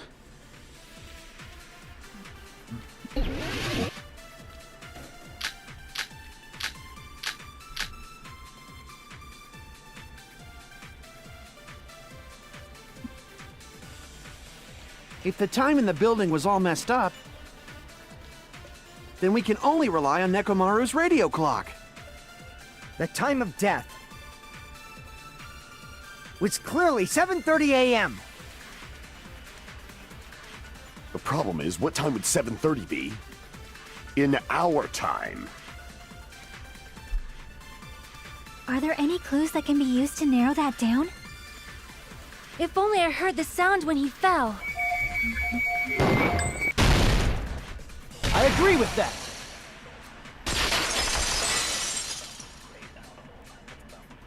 That's right. We should have heard the sound he made when he fell. Wasn't it that rumbling noise? Rumbling? I thought it was just an earthquake, so I went back to sleep. Was that the sound from when Nekomaru fell? Well, a huge body fell from the 4th floor to the 1st, and the pillar fell with it. It's obvious we'd hear the impact sound. We heard that noise too. It was when we were gathered at the Strawberry House Lounge. What is it, Sonia? Oh, well. That sound everyone heard? I did not hear it at all. Huh? You probably didn't hear it because you were sleeping. I could not sleep at all. I was awake the whole night with hunger pangs. There's nothing to worry about. What's important is that rumbling noise anyway. If we use that rumbling sound as a reference, we might be able to figure out how much our time was off. I heard that sound probably around 5:30 in the morning. Huh? You can tell? I instantly woke up and left my room. And that's when I saw the clock in the lounge. Excellent work, Akane! If that rumbling sound we heard was at 5:30 a.m., it's like the answer to how much our time was off is literally right in front of me. I see! Nekomaru's alarm went off at 7:30, and if we heard the sound of his impact at 5:30, that means our time was off by 2 hours. 2 hours? That much? We were starving pretty badly. There's no way we would have noticed. Plus, the funhouse has no windows. And there weren't any Monokuma announcements either. Mr. L, you thought an earthquake was happening and you went back to sleep? Jeez. However, for what reason did the killer alter our perception of time? The reason is obvious. So they can lure out just Nekomaru. Likely than you think. Lure out only Nekomaru? If you messed with the clocks and used a specific thing, you definitely get Nekomaru to the tower alone, right? From there, the killer's plan was a splendid success. That's all it means. Besides messing with the time, the killer also used a specific thing? If they were trying to lure only Nekomaru, then that specific thing is... I mean, only Nekomaru would have known what time it actually was. If so, the specific thing the killer used was... I see! That's it. The killer made use of the Monokuma Tai Chi activity in the morning. How did they use it? We were required to go to Grape Tower every morning at 7 a.m. for that activity, right? But if they mess with all the clocks inside the building, what would that do to us? We wouldn't be able to attend on time, but that wouldn't affect Nekomaru. His radio clock had the exact time. That's right. In doing so, the killer was able to lure him to the tower by himself at the precise time. Then, when I witnessed Nekomaru early in the morning... If I recall, you witnessed Nekomaru around 5 a.m. And if that time was also 2 hours off, it should have been 7 a.m. Yeah, that's pretty much it. At that time, he was heading over to Monokuma Tai Chi, right on schedule. I see. Now that I think about it, I realize what Monokuma meant when he said those words. Too early! He didn't even ask you yet! Jeez, how outrageous! I honestly didn't expect everyone to ditch Monokuma Tai Chi. But it turned out like this after all, so I guess it can't be helped. When you said everyone, you were including us, right? We thought we came to the tower on time, but in truth, it was way past the meeting time. Aw, jeez! That's, well, how should I put it? What was it? You know, tripping over a foot, or something like that. Are you talking about tripping over someone else's fault? Wrong! Too bad! Liar! I'm right! That's not it! It's incorrect! answer. You always get so stubborn like this. Let's just ignore the peanut gallery. Now that we've found out how the killer lured Nekomaru, the number of suspects has drastically decreased. Huh? Hey, why would that decrease the number of suspects? Don't be a friggin' liar! You'll know I'm not lying when you listen to what Fuyuhiko's going to say next. Huh? What the hell do you mean? Hey, don't you be calling Joseph Joestar You now, witnessed Nagito? Nekomaru going toward the tower. Did something else happen after that? Are you talking about that alarm? Alarm? A little while after I witnessed Nekomaru, the clock in the Strawberry House lounge started going off. Plus, it was just before that rumbling sound occurred. That's it. So that's what it is. If Nekomaru died when the rumble happened, then whoever doesn't have an alibi at the time is the prime suspect. Really? Bullshit. Was there anyone who didn't have an alibi at that time? I remember now. The sound was so loud I couldn't help bolting from my room. But there was one guy who never left the lounge. We were both on the same floor. It's pretty weird that bastard never came out of his guest room. Which means that person does not have an alibi for when Nekomaru fell? Who is it? Who's the bastard? It's whoever doesn't have an alibi for that time, right?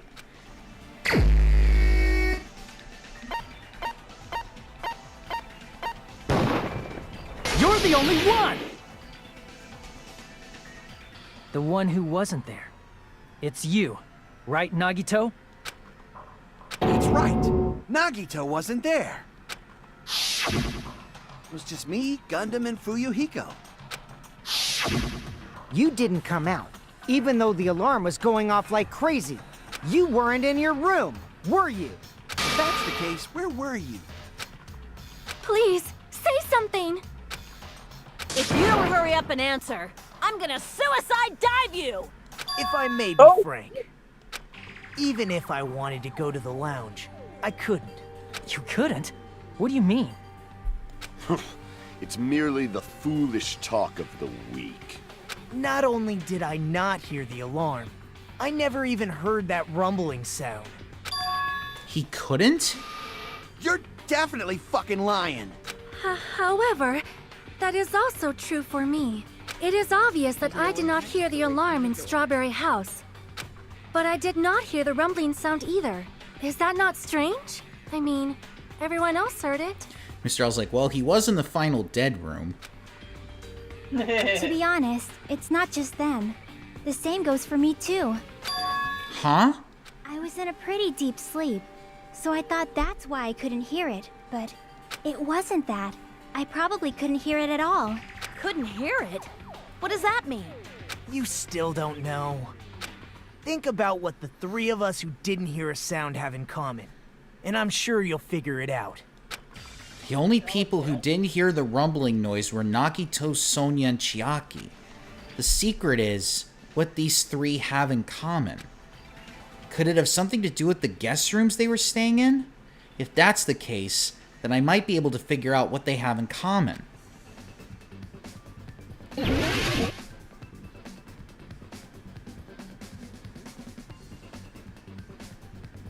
Well, time for a break. No, no more. Her alone.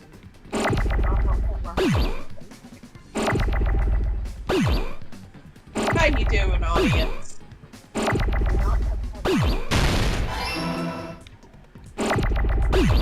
He knocked it off. Elliot, don't be a bad boy. He meowed at me as he did so. You're coming a little smart ass. Typical chaos boy.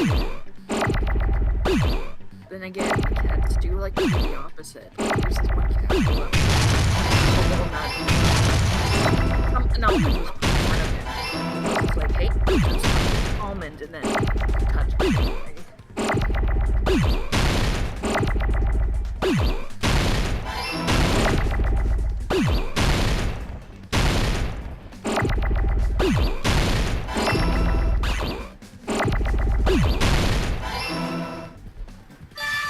Got it!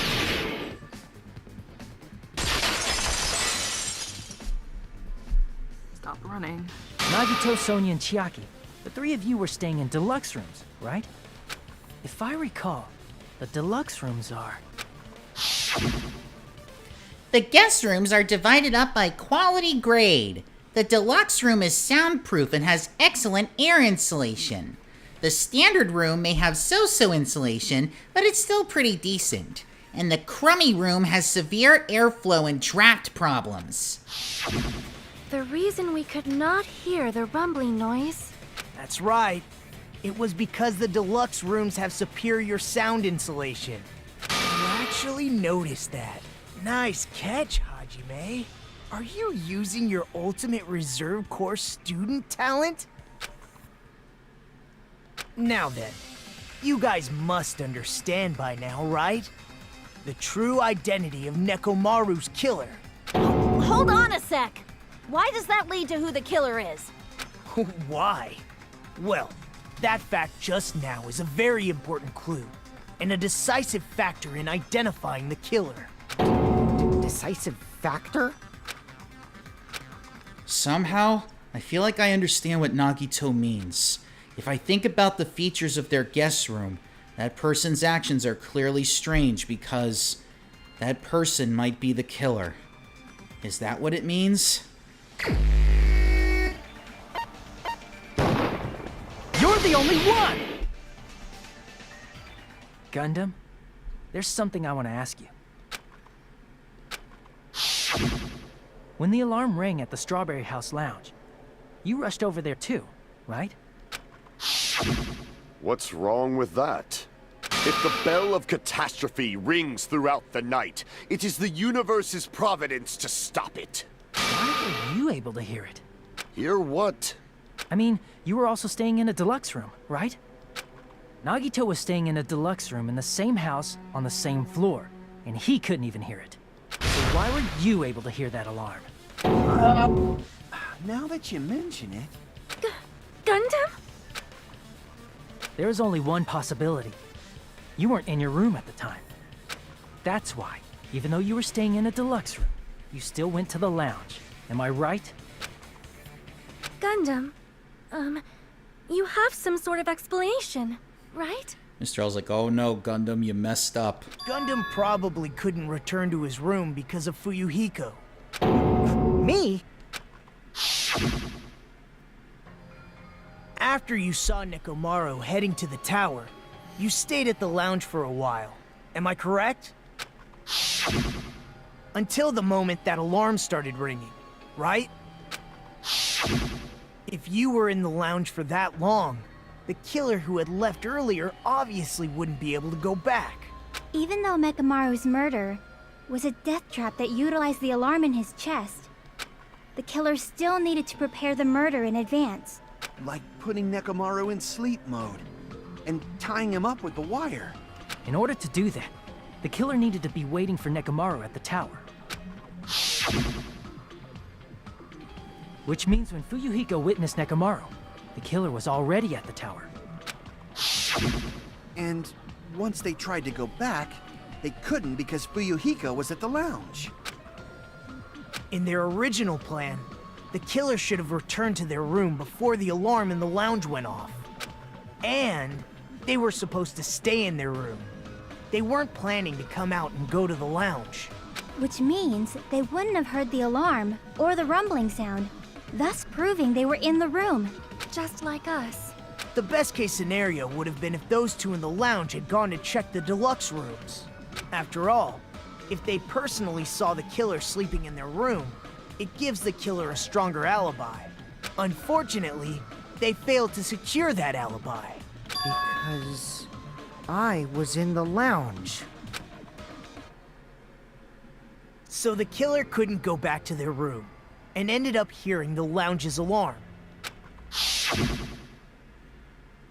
Hey, what are you doing? This ruckus. It's louder than the supreme ruler of the netherworld bellowing for a sacrifice. Don't go making all that noise so suddenly. But why'd you come out? You should have hid till the excitement died down. If Gundam tried to hide, and if those two went to his room to check on him, he would have been found out. That would have been the worst possible outcome. That's why he couldn't just stay hidden. If those two had just checked the deluxe rooms as planned, that would have been ideal, but how ironic. The moment Fuyuhiko set foot in the lounge, your plan was doomed. Gundam? Please, can you at least say something? Answer me this. Including myself in my 4 dark devas of destruction, how many ears do we possess? Huh? The answer is 10. That's right, I possess 10 ears. That means I have 5 times the hearing of a normal human. The soundproof system here may as well not exist. Is that your argument? You bastard! Do you understand the situation you're in right now? Do not panic. The truth shall now commence. At the time, I left my room to go to the bathroom. By coincidence, I heard the alarm. That's right. That's all it was. The world is always so simple. Are you saying it was just a coincidence? Isn't that timing a little too perfect? And yet, I'm being suspected by all of you. It seems it was actually horrible timing on my part. I see. You're still holding out. Well, you don't have to admit it.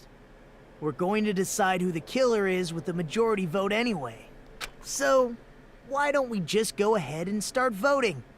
It's obvious that Gundam is the killer. Hold on a sec. You know, Hajime, this class trial, this killing, it's merely the opening act, you know. Hey! What do you mean a class trial is just the opening act? Perhaps I should say, it's just a farce. Just a boring farce. So boring, so stressful. I'm so painfully bored that I might develop stomach ulcers. Seriously. Let's just hurry up and finish this before I collapse from poor health. Nagito, something definitely happened to you, didn't it? Hmm? At some point during the investigation, your behavior became even weirder. What actually happened?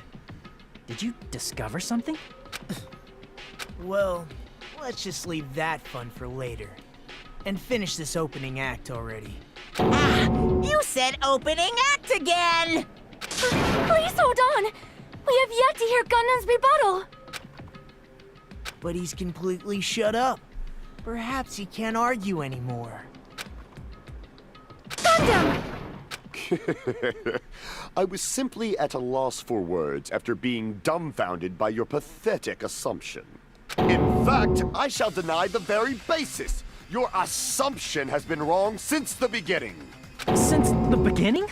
Based on your assumption, I hung Nekomaru from the 4th floor of the tower and made the floor descend to the 1st floor. From there, after returning to Strawberry House, I was present when the alarm at the lounge went off, correct? Although going to and fro is busy enough as it is, how would I be able to travel between both houses anyway? I see. The contact elevator was broken. As I recall, the killer tampered with the Grape House control panel, which shut down the elevator.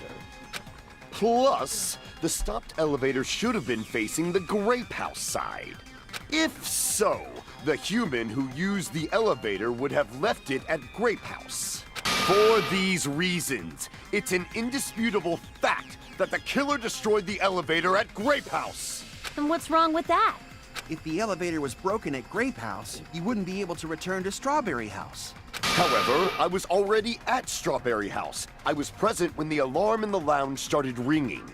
Which means your assumption is clearly wrong.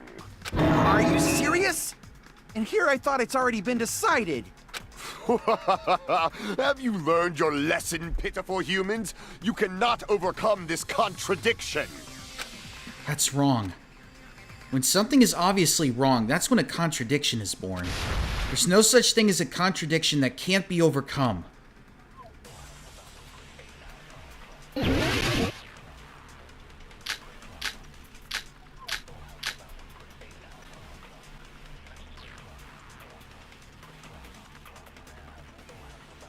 That elevator was the only means of travel between the two houses. As long as that elevator was broken, your assumption collapses. Plus, the elevator was broken at Grape House. If the killer cannot return to Strawberry House... Since I was at Strawberry House at that time, there's no question that the following crime is impossible. It would have been different if they had an accomplice. Or if there was a secret passageway. How much longer do you plan to lecture me? Why don't we stop this already?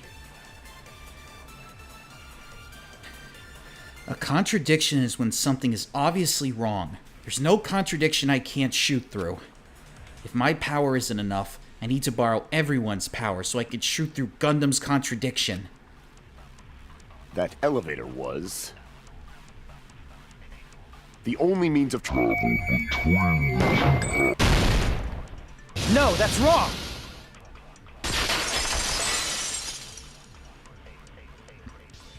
No, there should have been another way to move between the two houses without the elevator. Such a method does not exist! Then why don't we ask the person who actually used that method?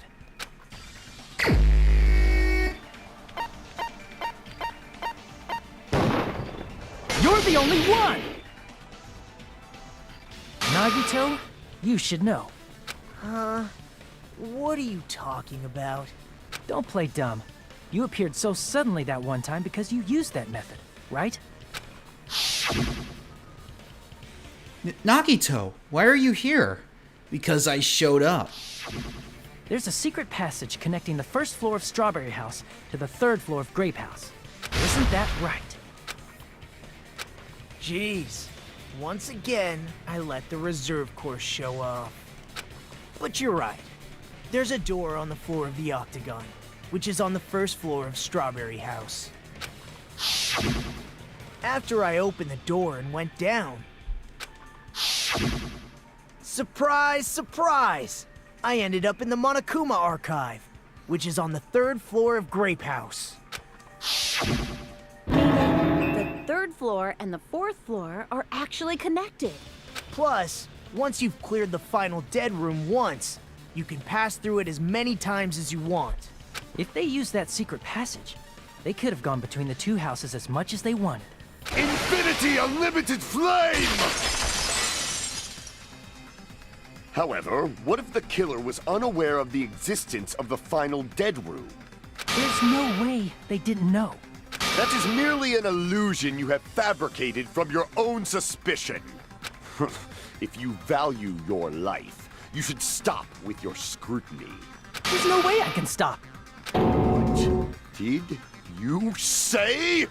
Don't make me angry. You wouldn't like me when I'm angry. Okay, Mr. Hulk.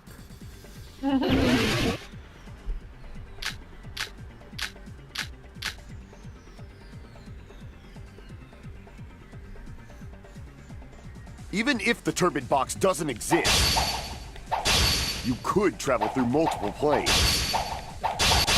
provided you use a spacious wormhole. However, how frail I say! Your decayed illusion. Shall I feed you to the progeny of vile deities?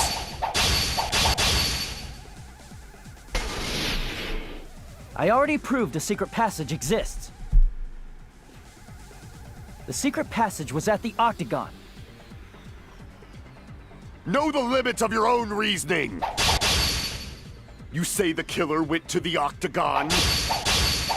Don't bark, you cur! If you don't want to drown in the maelstrom of... Allow me to cut through those words! Meet an explosion. The wire used to string up Nekomaru's body. The hammer that looked like the weapon. And the chain on the door in the tower. Those are all the items that weren't in Funhouse. Where did the killer obtain them? Gundam has lost the plot, Mr. L says. The only place I can think of is the Octagon. There were various weapons and tools there. I'm pretty sure I saw stuff like wires, hammers, and chains too. Since those items were used in the crime, there's no doubt that the killer went to the Octagon. If that's the case, they obviously know about the secret passage too, right? It seems this is the end. Normally we'd end up listening to Hajime lecture us with a very long summary of the case. But there's no reason to waste any more time on this opening act. So I'm going to end this right now. Hey, what are you... First of all, by messing with all the clocks in the building, Gundam tried to lure only Nekomaru. The elevator was probably broken by that point. Thanks to that, Nekomaru wasn't able to go to Grape Tower, which was supposed to be the meetup point. So he tried going over to Strawberry Tower, just like we did when we found out the elevator was broken. Well, it's obvious he'd attempt that. At that time, we didn't know the two towers were the exact same place. Also, the button in Strawberry Hall wasn't broken, so he was easily able to enter Strawberry Tower. But surprise! Gundam was waiting for Nekomaru's arrival. Hold on. If Nekomaru didn't go to Strawberry Tower, what would the killer have done then? Their plan was a balancing act of uncertainties. But even if they failed, they probably wouldn't have minded. They can just greet everyone the next morning as if nothing happened, and come up with a different plan. And, without such a risky plan, they wouldn't have been able to lure him at all. I'm going to continue summarizing the case, okay? Through this, Gundam successfully lured Nekomaru to Strawberry Tower. There's no way he could fight head-on with the robotic Nekomaru. So by pressing the goodnight button, he rendered Nekomaru powerless without fighting him. Hold on! You... What did you just say? That I didn't battle? What's wrong with that? Don't mess with me! Don't mess with me! I cannot ignore those words! Why are you angry all of a sudden? You fools do not understand! You don't understand at all! Ha! You make me laugh! After all this time, you still don't understand anything at all! I don't understand anything. What does that mean? He's angry. It appears I cannot finish just yet. Maybe I'm just a human destined for hell. However, I cannot finish just yet. I cannot finish! Okay, we don't need What to know do you your problems intend with to the do? bedroom, buddy. It's obvious! I'm going to destroy your illusory assumptions! Are you saying you still have more? You still have room to argue? Your words. You said I pressed Nekomaru's goodnight button. However, that button was on the back of Nekomaru's neck. To press it, I'd have to get behind him. It's not easy to get the drop on Coach Nekomaru. It's even more difficult if it's a one-on-one situation. Just as I thought, truly frail. Succumbing so easily to this simple argument, it was just a mere illusion. If you want to set me up as the killer, at least surpass your own human limitations. That's wrong, Gundam. You're the one who's wrong. Such a wonderful line. However, I cannot say that I'm satisfied. Listen well. I shall teach you 2 tips for making someone admit their defeat. First, you must crush them with your own overwhelming power. And as for the other, you must provide a reason that will persuade that human. You have not fulfilled either of those yet. I guess you really don't want to admit it. Then, just as you requested, I will provide an argument that'll leave you no choice but to be persuaded.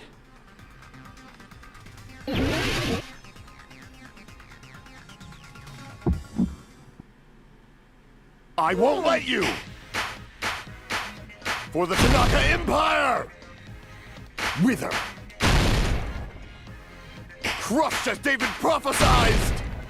I won't let you! For the Tanaka Empire! Wither! Crushed as David prophesied! Show me the cadaver! Show me the cadaver! I won't let you! For the Tanaka Empire! Wither! Crushed as David prophesied! I won't let you! For the Tanaka Empire! Wither! Crushed as David prophesied! For the Tanaka Empire! For the Tanaka Empire! It's Nekomaru's back. Do you really think I can get behind him so easily? This is the end!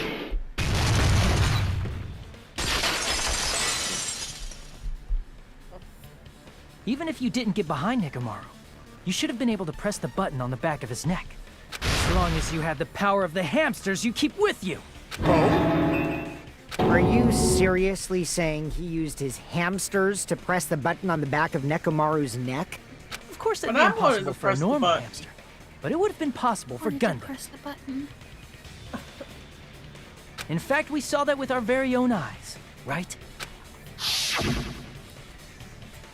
Emissary of evil, in accordance with our ancient contract, the time has come to lend me your aid. Pierce through, Supernova Silver Fox Sandy! It pressed the button? Truly, this is the skyline lamentation art of the demon mouse. Soon the door of destiny shall open. Now that you mention it, after Ibuki was killed in the music venue, one of Gundam's hamsters retrieved the piece of wallpaper from the baton lighting, right? Hey, with your friends and their exceptionally smart brains, it must have been possible to secretly get one of them behind Mekamaru and press the button on the back of his neck. How about it, Gundam?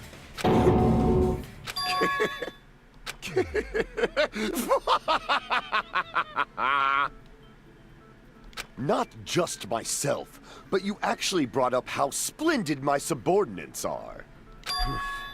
I have no recourse but to admit it. Admit it? Did you say you admit it? It appears I've obtained a one-way ticket to hell. Fine! Then you must trample me underfoot and advance.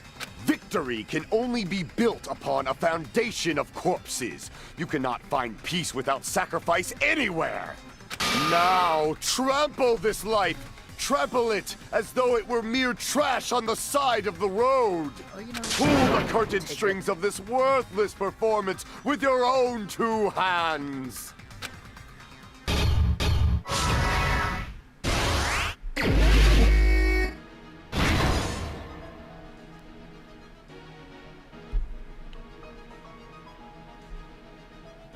Hours later.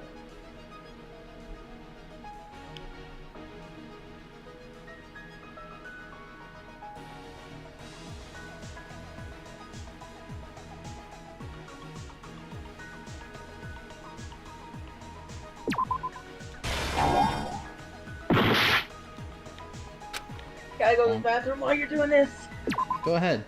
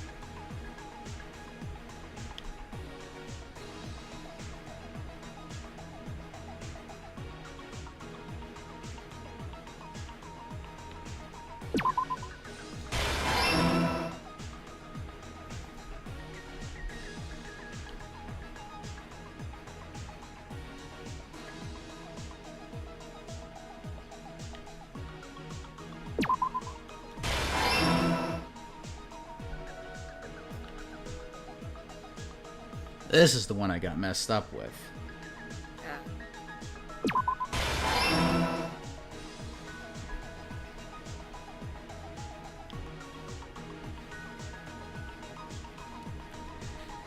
The Tanaka Empire is no more.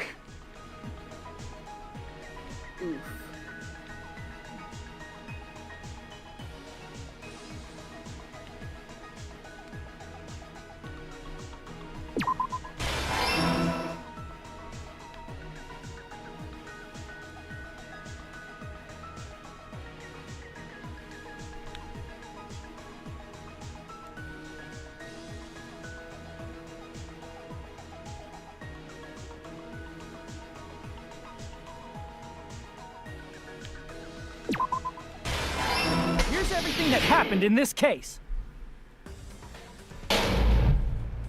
Let's first go over the many tricks the killer prepared before they committed the crime. First, they destroyed the contact elevator. This separated Nagito and the others in Strawberry House from our group in Grape House. Next, they lured Nekomaru out by himself by turning back all the clocks in the funhouse by 2 hours. Additionally, in order to secure an alibi, the killer went to the Strawberry House lounge and set the wall clock's alarm to 5:30 a.m. After finishing their preparations, the killer went to Strawberry Tower with the necessary tools in hand. They obtained these tools from the Octagon, which you can enter once you clear the final dead room. This means the killer discovered the secret of the funhouse faster than anybody else. Gundam doing a JoJo pose. That secret being, Strawberry House and Grape House are actually the same building. On the morning of the incident, Nekomaru woke up and headed over to Grape Tower for a specific reason.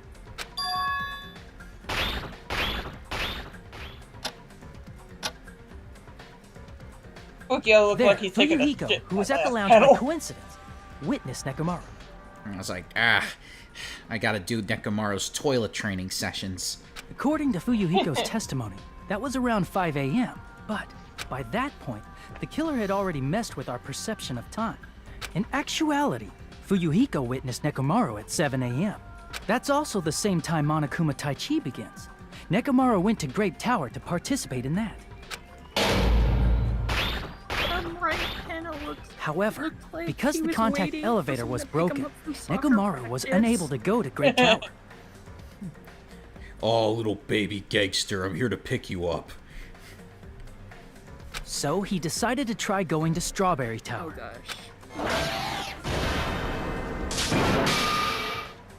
But the killer was waiting for him there. Why is Gundam a Yu-Gi-Oh duelist now?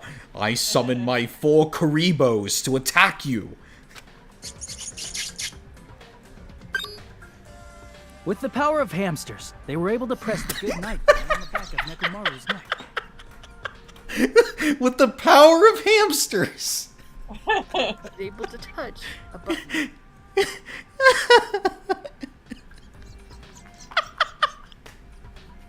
That's probably one of the best lines in this game. With the power of hamsters. This forced him to enter sleep mode, rendering him immobile. From there, the killer began preparing to use the ultimate weapon.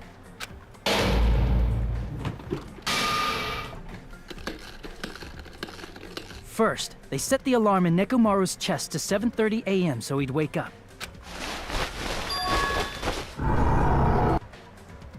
Then they tied him up with a metal wire, tied the tip of the wire into a loop, and hung it on the doorknob.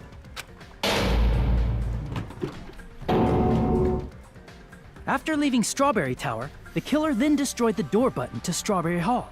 They did this to keep us from entering Strawberry Tower, and to keep us from discovering the secret of the building's structure that they used to kill Nekomaru. Truly, they are unlimited power.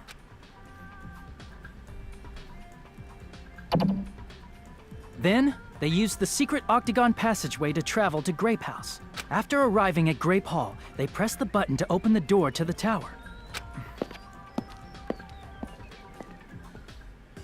When that happened, the elevator-like floor of the tower began descending, and Nekomaru's body was still inside, dangling upside down in midair from the wire. The killer entered Grape Tower to see if their setup was successful. And placed a hammer on the floor to look like the weapon, then wrapped a chain around the back door. This was done to make us falsely believe we couldn't enter the tower from Strawberry Hall. Step, step. The killer finished their setup and tried to go back to their room using the secret passage, so they could craft their alibi when Nekomaru died from the fall. But something unexpected happened. Fuyuhiko, who saw Nekomaru earlier, was still at the lounge. As a result, the killer couldn't return to their room, and with no options available, time ran out. The lounge's wall clock alarm started ringing at 5:30. Well, actually 7:30.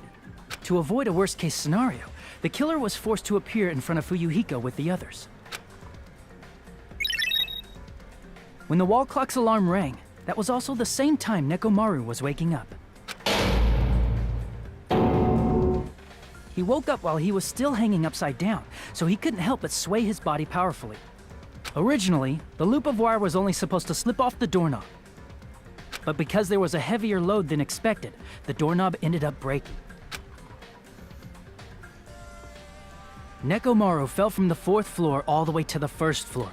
Well, down I go. He crashed into the pillar, which decapitated him on impact, and died. The sound of Nekomaru's impact echoed throughout the funhouse.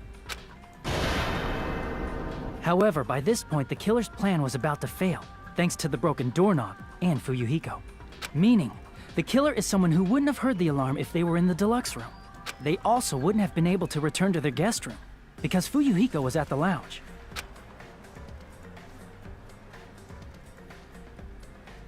That someone is Gundam Tanaka. I can't think of anyone else but you.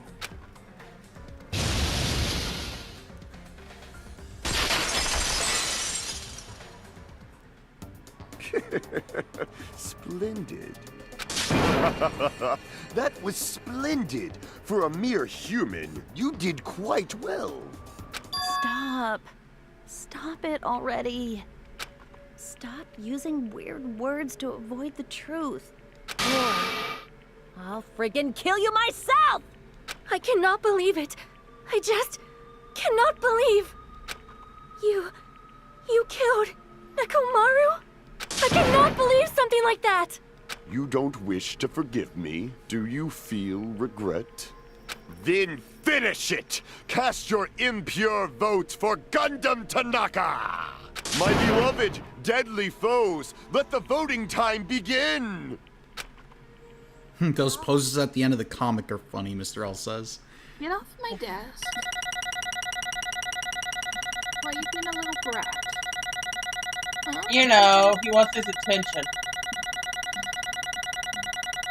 You are being Yay!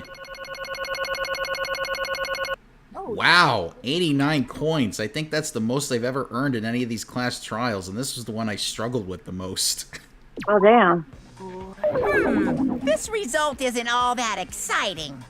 Now then, please pull the lever in front of you and cast your vote. Who will be chosen as the blackened? Will you make the right choice or the dreadfully wrong one? Please pull the lever! Crap! I bit my tongue at the most important part! I am now Daffy Duck! Fucker and Thuckatath! Oh no, the cat is being bad.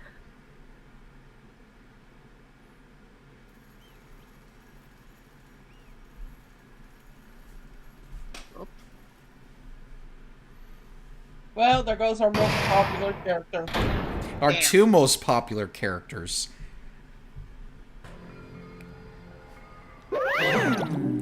Ugh, it'd be bad if I bit my tongue again, so I'll speak slowly.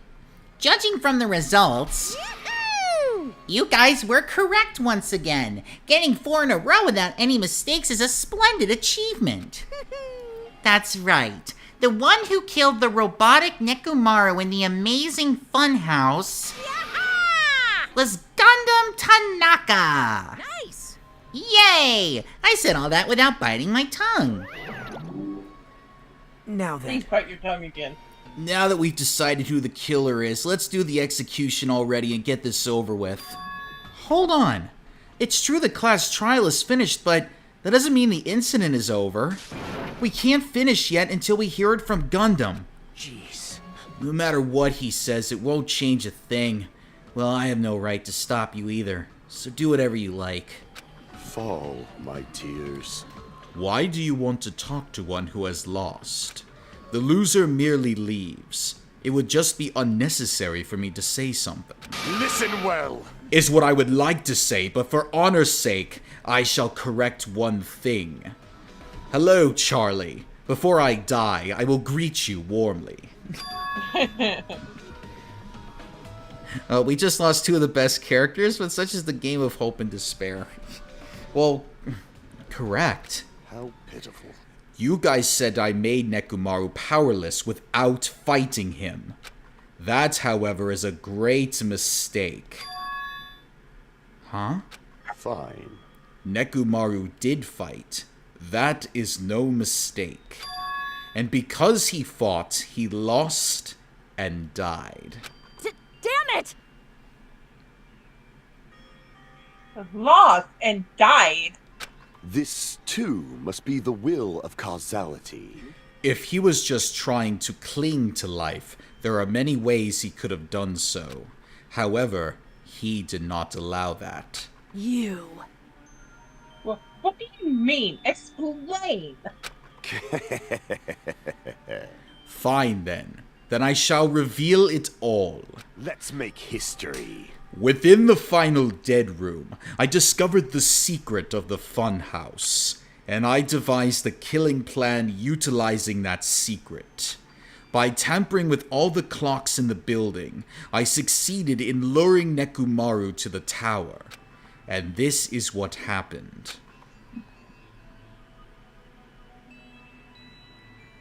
Nekomaru and I were alone in the tower, standing face to face with one another.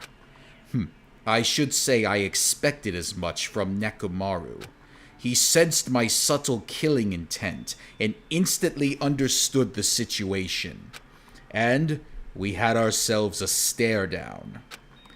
In that situation, if he wanted to run away, it would have been easy for him to do so.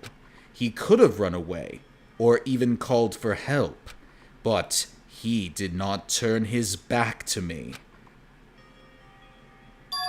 Instead, he chose a fight that risked life and death. That is... A fight that risked life and death? Let me tell you this. He was serious, too. He gave it his all to try to kill me. If I had died instead, the mystery surrounding the case would have been even more complicated. You would never know why I, the victim, went to the tower by myself. I can see it! Nobody would know that the victim, me, was actually the one who planned the whole thing. Could it be? Nekomaru really did that.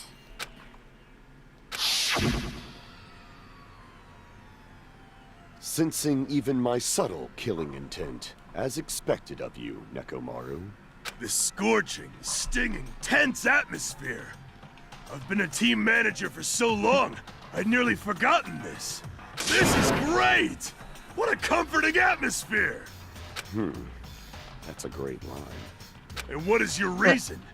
Do you intend to resolve this situation by killing me? I am the Warlock, Gundam Tanaka! Heroes, Lords of Darkness, and even the gods themselves flee from me! I need not cling to any trivial reason. I'm simply going to kill you because your very existence is an annoyance! You'll drench your soul with evil until the bitter end, huh? Splendid!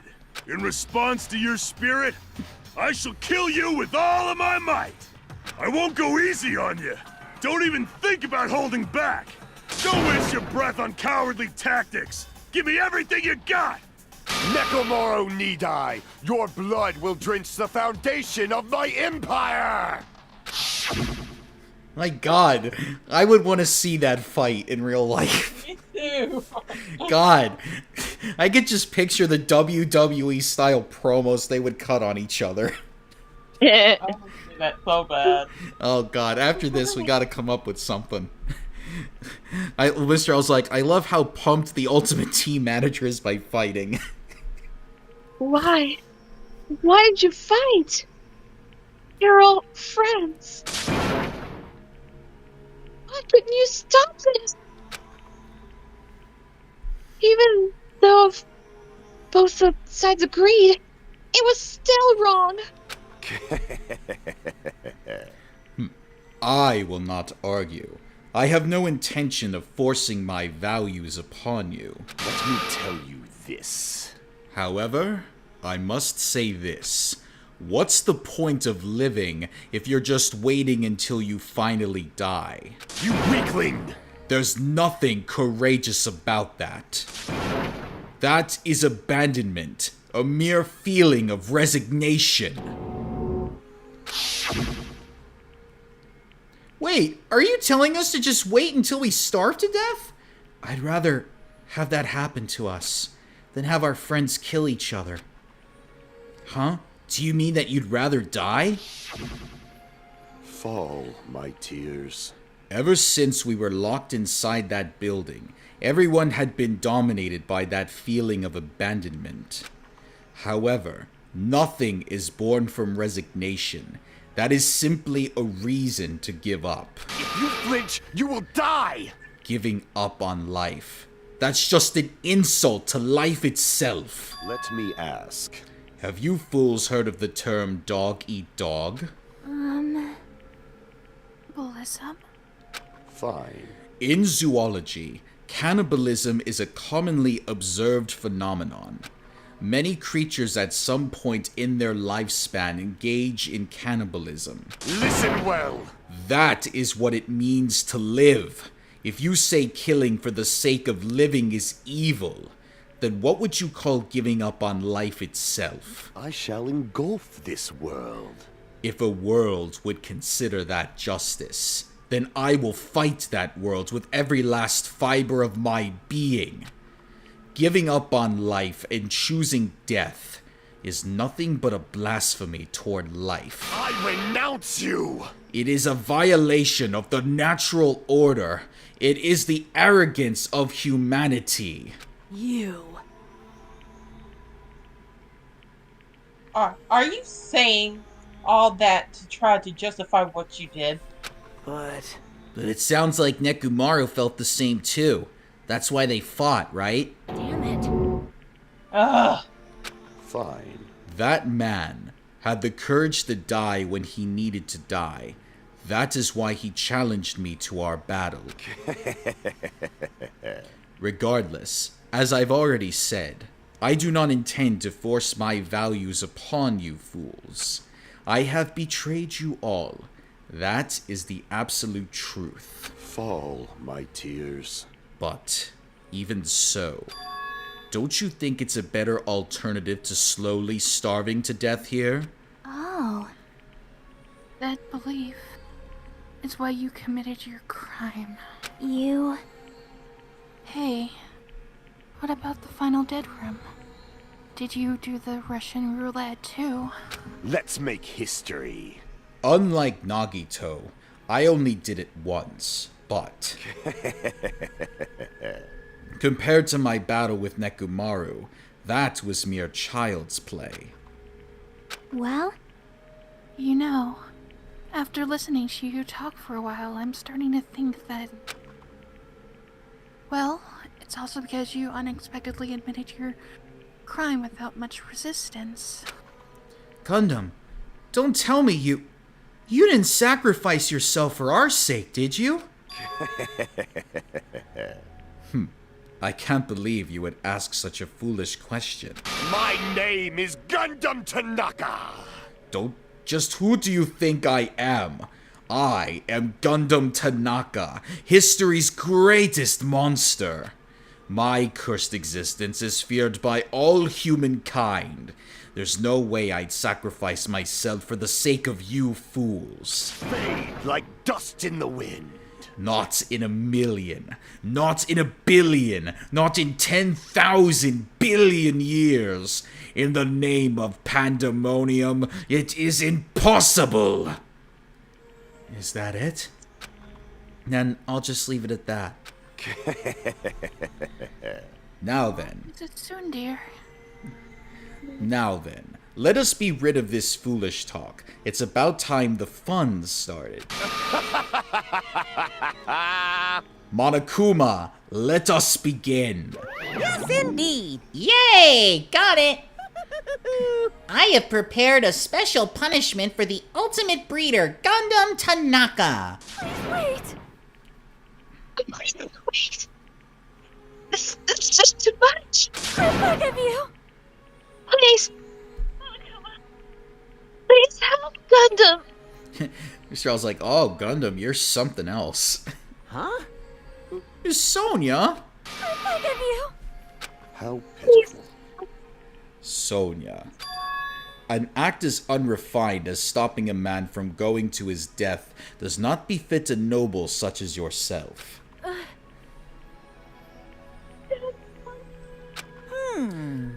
It's fine to start for reals, right? Fine. Yes, I do not mind. However... What is it, my 4 dark devas of destruction? Are you worried about me? Oh, my feared 4 dark devas of destruction. That is not like you at all. However, there is no need to fear. In this world, I am only a temporary visitor. I was simply visiting for a moment, and now that my duty is complete, I must return to the darkness. That is why, until the very end, pride, conceit, courage, insolence, fearful of nothing, daunted by nothing. Let us laugh uproariously! That is Gundam Tanaka! I shall stick with my evil until the very end! Open sesame pandemonium! I shall fill hell with true hell! Let's give it everything we've got! It's punishment time! Oh boy. Oh shit. Let's see what you got, little bear.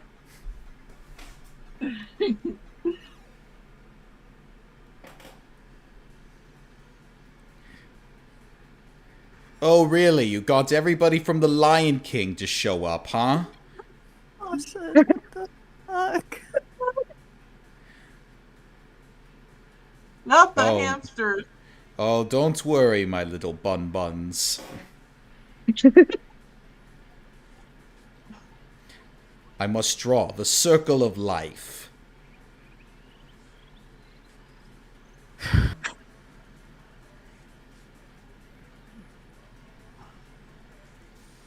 Watching this can give anybody a seizure.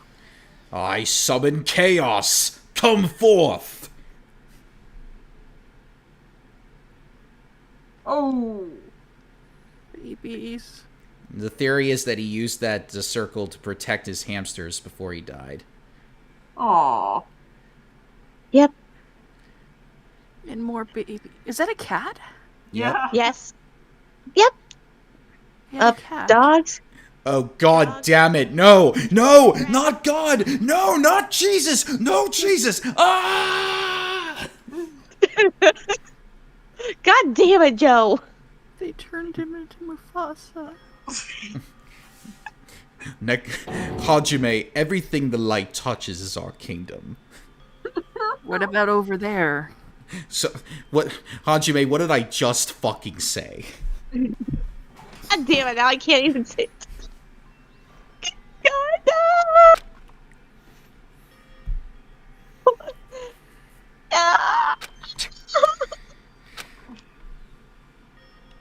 Even after Gundam is gone, The spirit of his parting wounds still lingered deep in our chests, as if everybody else. Goes my ultimate sim buddy. It was like, God damn. Don't give up on life. Did I misunderstand what he meant? Then what's the right thing to do? I don't know. No matter how much I think about it, I don't know if I'll be ever be able to answer that. Damn it. I am so pissed off. I need to throw something. Well, we can throw Kaz. Damn it! Kaz off a cliff. You all spent so much time worrying about each other, and thanks to that, things ended up like this. You're all full of shit. Every last one of you. The biggest piece of shit is me. Why the hell am I going up? I'm supposed to be going down, damn it. Damn it. Why am I so weak? Oh. A downer. Clearly. But still. Even though we feel this way, we still gotta do our very best. You are right. This time around, we must move forward. We must continue to live and believe in our friends. If not, You are right. Gundam would most likely crawl his way out of hell, and I presume he will be very cross with us. I am doing Kumbaya with Jesus. This is my hell. Right. I'm in hell. I have to listen to Jesus talk about how much he loves capitalism. Fuck him. You're right. We shouldn't just stand here. I mean, it's not like this is over. We still have to do it. We still have to finish this. For the sake of our friends who have died, we need to finish this once and for all. So, don't just stand there. Stand up and walk. Move forward. Live. If you don't, everyone who fought and died will have died in vain. We can't allow that. Hey! So, how long are you folks gonna stand around chattering? Night of the Living Gundam. Living Gundam? Oh, God. Jesus and capitalism. Ew. The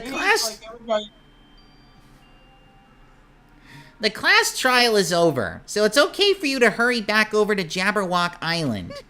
However, the killing school trip will proceed as usual, so make sure you know that. Wait!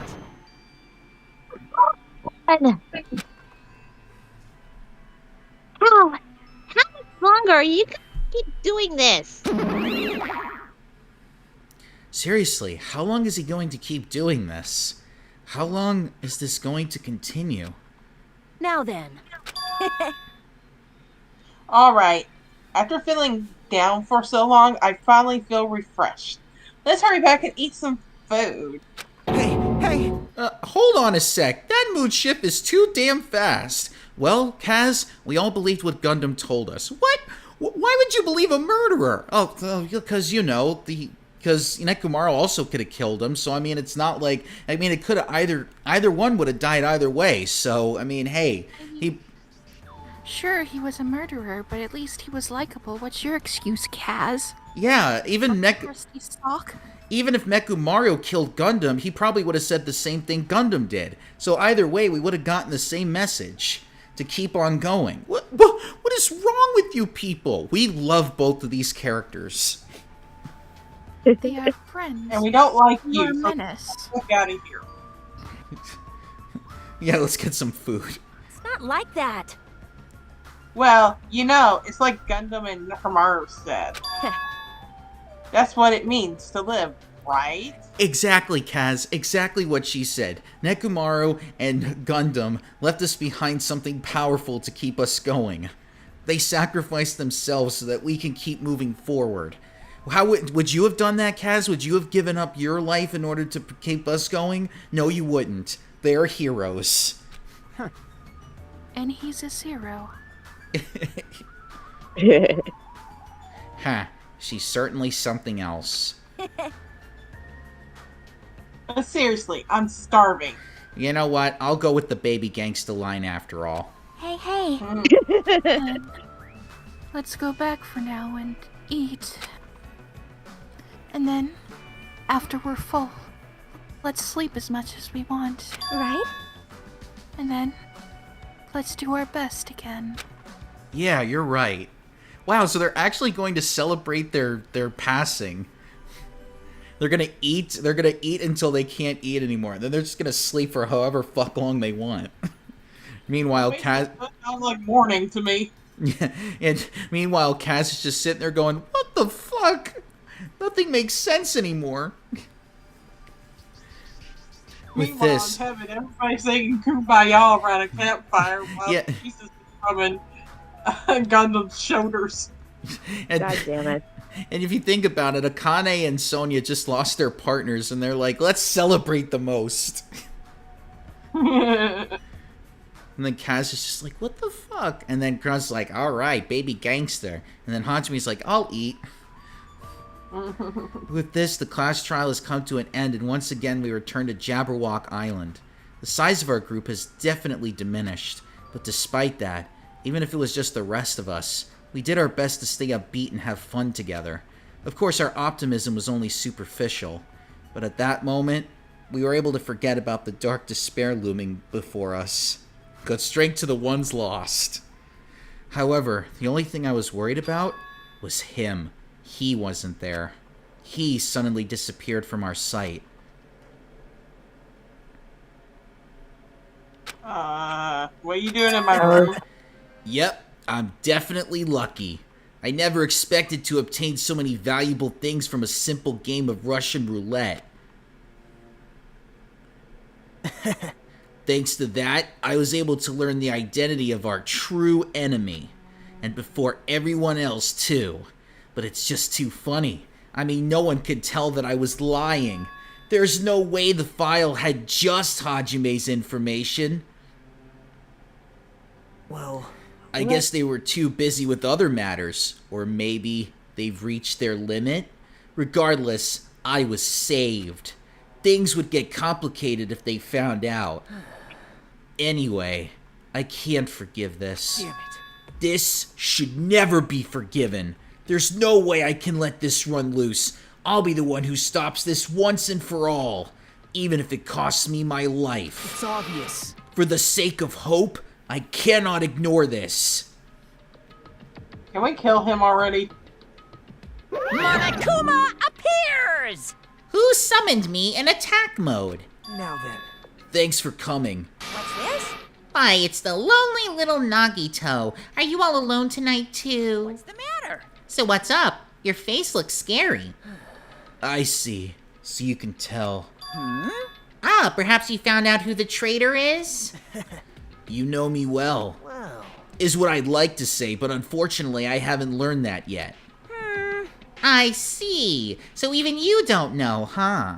Looks like the final showdown is gonna take a little more time. Hello.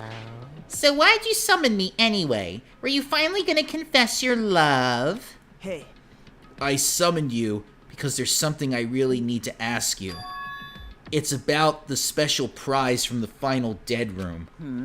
Oh yeah? What about it? There was information about 16 people in the file I received, but isn't that strange? Say what? What's strange? You don't even know? Well, there's a traitor from the Future Foundation hiding among us, right? Including that person, the total number of students would be 16, right? Isn't that right? But this file contains documents that were created at Hope's Peak Academy, right? Of course. That's right. I just reused the stuff that the former headmaster spent a lot of time making. If this file even contains information about the traitor, was that person also a former student of Hope's Peak Academy? Who knows? I wonder. Hey. Could it be? Is this your doing? Did you slip false information into the file? Were you trying to keep us from learning the traitor's identity by obtaining this information? What's wrong with that? If it's my job to heat things up, it's okay if I do something small like that, right? Well...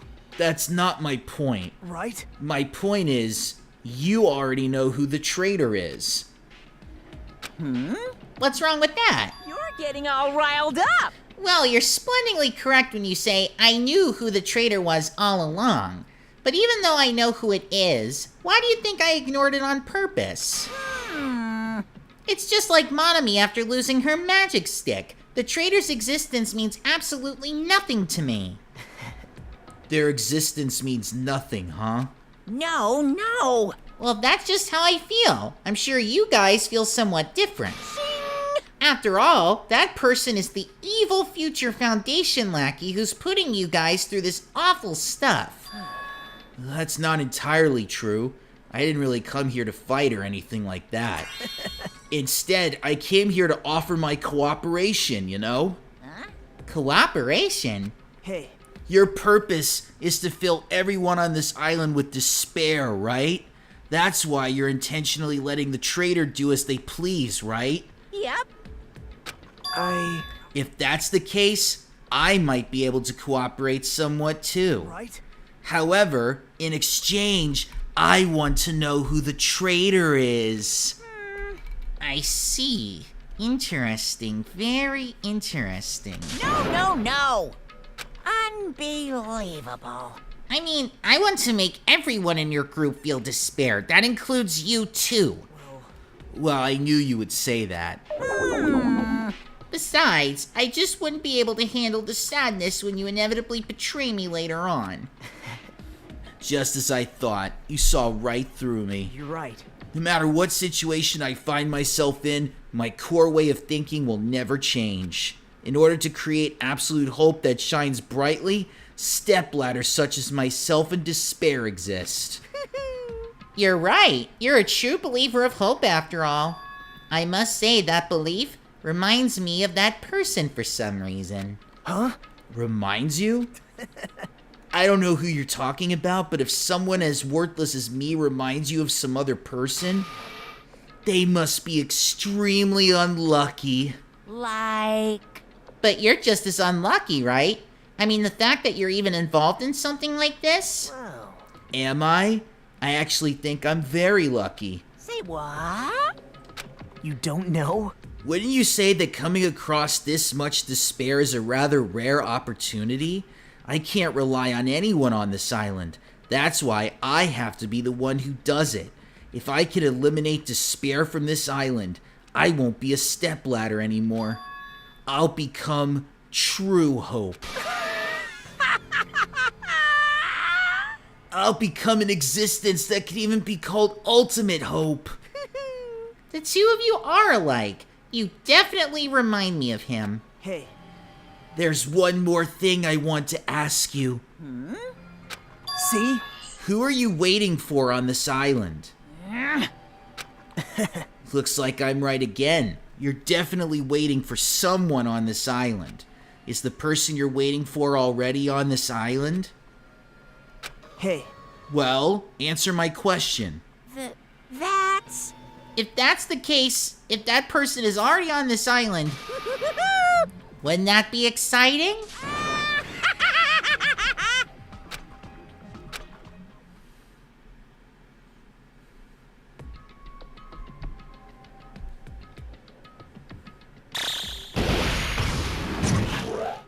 Oh shit.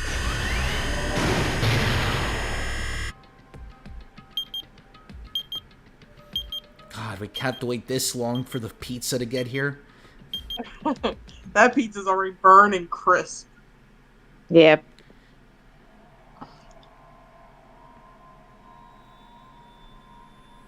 Man.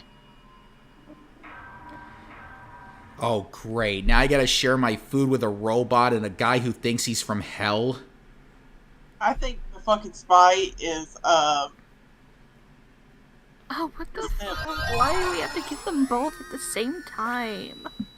Oh my god, I've been waiting so long to eat. Man, I've just been looking at all that steak. Well, before I even got inside purgatory, and I'm just like, oh my goodness, let me at that delicious meat. Welcome to Purgatory, boys! I don't need to hear about your love life.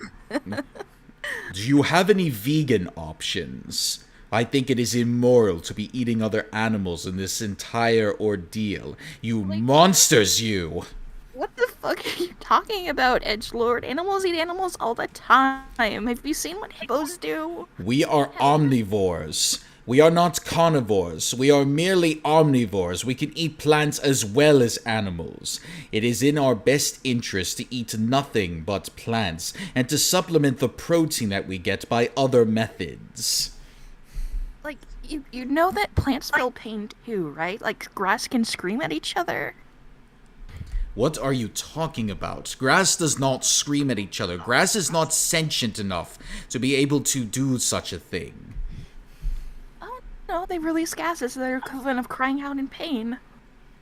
But by the way, we do not even eat mere grass. We eat flowers. For example, broccoli is a flower that we devour. It is such delicious. Here, shut up and eat a strawberry, you fucking boy. Strawberries. It will go well with the chocolate that I happen to bring with me. No, I want some of that chocolate. Hey, I'm no longer a robot anymore. I'm in my human form, so I can practically eat anything I want. Here, like, Abuki made you this giant turkey. I know you must be starving from all that fucking, like, metal and shit. Oh, I had some metal turkey. Oh, I couldn't eat metal turkey. Finally, I have a sparring It's not partner metal again. turkey. Well, Gundam, We I'm helped practice my sword. I mean, hey, now that I'm in purgatory, I can practically train anybody. Gundam, which reminds me, I must train you in the way of Animal Crossing. What? What is Animal Crossing? Well, before I died, Chiaki actually got me into Animal Crossing, and I didn't want to let anyone know that I played it, but, yeah, I kinda have my own island full of animals. Wait, you mean to tell me that there is a video game out there where you live on an island full of animals? Yes, Gundam.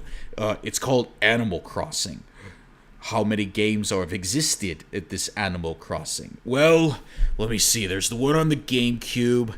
There was one on the DS. There was one on the 3DS. There was one on the Wii. And there's one on the Switch.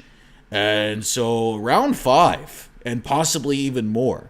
I must play every single Animal Crossing game in existence. And I will 100% complete all of them. Oh gosh. Yeah, there's one on the N64. There's, I think, at least 2 or 3 on the GameCube. One on the Wii, one on the DS, one on the 3DS, and then one on the Switch. And then there's that mobile app. And, we have some unfinished business, Gundam. But the only way that we could settle this unfinished business is through Pokemon. Wait, what is Pokemon? Oh, you haven't heard of Pokemon? You don't know what that is? I even mentioned it, you freaking edgelord. Well, here's the thing. Pokemon is you get these massive balls and you throw them at animals. You capture them and then you can use them for battle, and you can also breed them, and you can also take care of them like they're loving and they're caring friends of yours. Such a game exists? Oh, it's more than just one game, Gundam. There's like dozens of them, hundreds of them, thousands of them, probably even millions by the time that Purgatory no longer exists. I must learn the ways of Pokemon. You have a lot to learn, Mr. Messing with the Princess. Whoa. What makes you think that I was ever in the princess's throne room?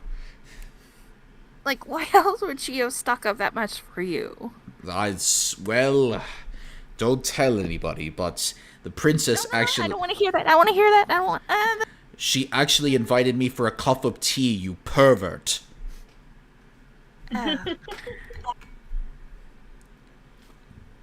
My god, you must think very lowly of a demon.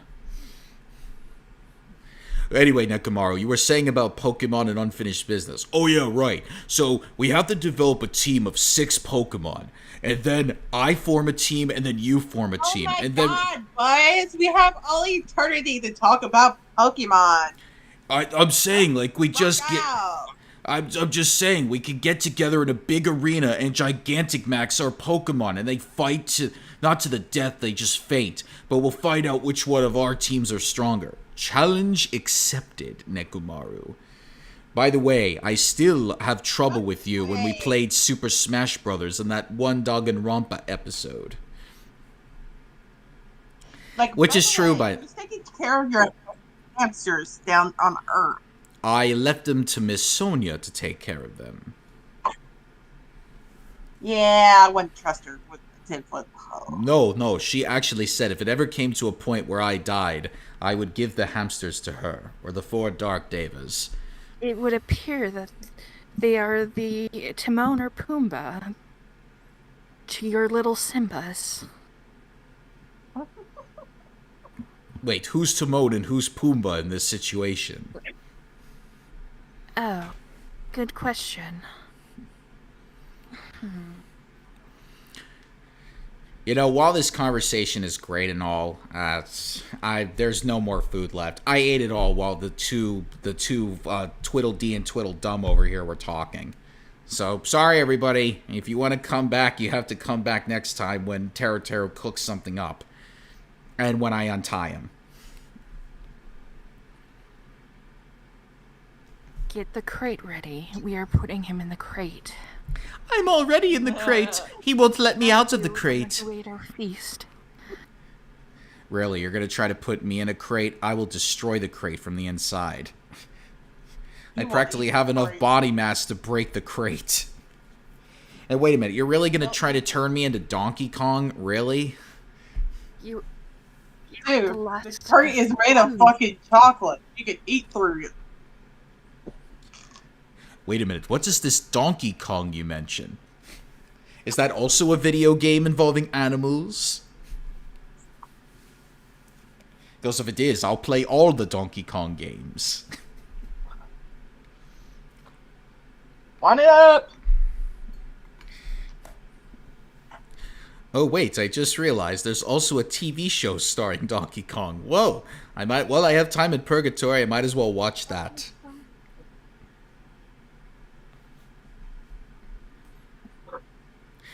Yeah, I'm just having too much fun with this. Mm-hmm. All right. right. We can already see.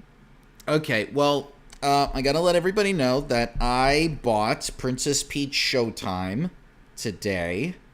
And so I have not played it yet, but on Saturday I am going to play it for the very first time. Because I have friends that are begging me to tell them how good the game is. So I'm going to show off the game tomorrow. So that should be... yeah, I'm hoping to have fun with this. So, from one princess to another, Princess Peach is going to try to save theater. And then, on Wednesday... what is it? On Wednesday, we're going to be going back to Bubble God. In the... and with the... what is it? The Sims Life Vincent story. And then Chapter 5 for Danganronpa will be next Friday. So we're probably gonna get to the end of Vincent's story because it was, I think we were on chapter 9 and there's 12 of them. Oh God, okay. And there's gonna be a big choice to make then. Okay. Well, damn. Okay. Well, I guess we'll be prepared for that. All right. If you haven't already liked the video, please do so now, because that would be a great opportunity to get that algorithm up. And yeah, hit that notification button or bell to let you know when we go live if you haven't already subscribed. And leave a comment down below as well if you want to tell us what you thought about the stream or just want to be like blah, blah, blah, blah, blah. Good night, everybody. I will see you all tomorrow for Princess Peach Showtime. And we'll see everybody else here the rest of on the... like before Easter Sunday rolls around, because it's going to be pre-Easter weekend. So good night, everyone. Adios. Bye.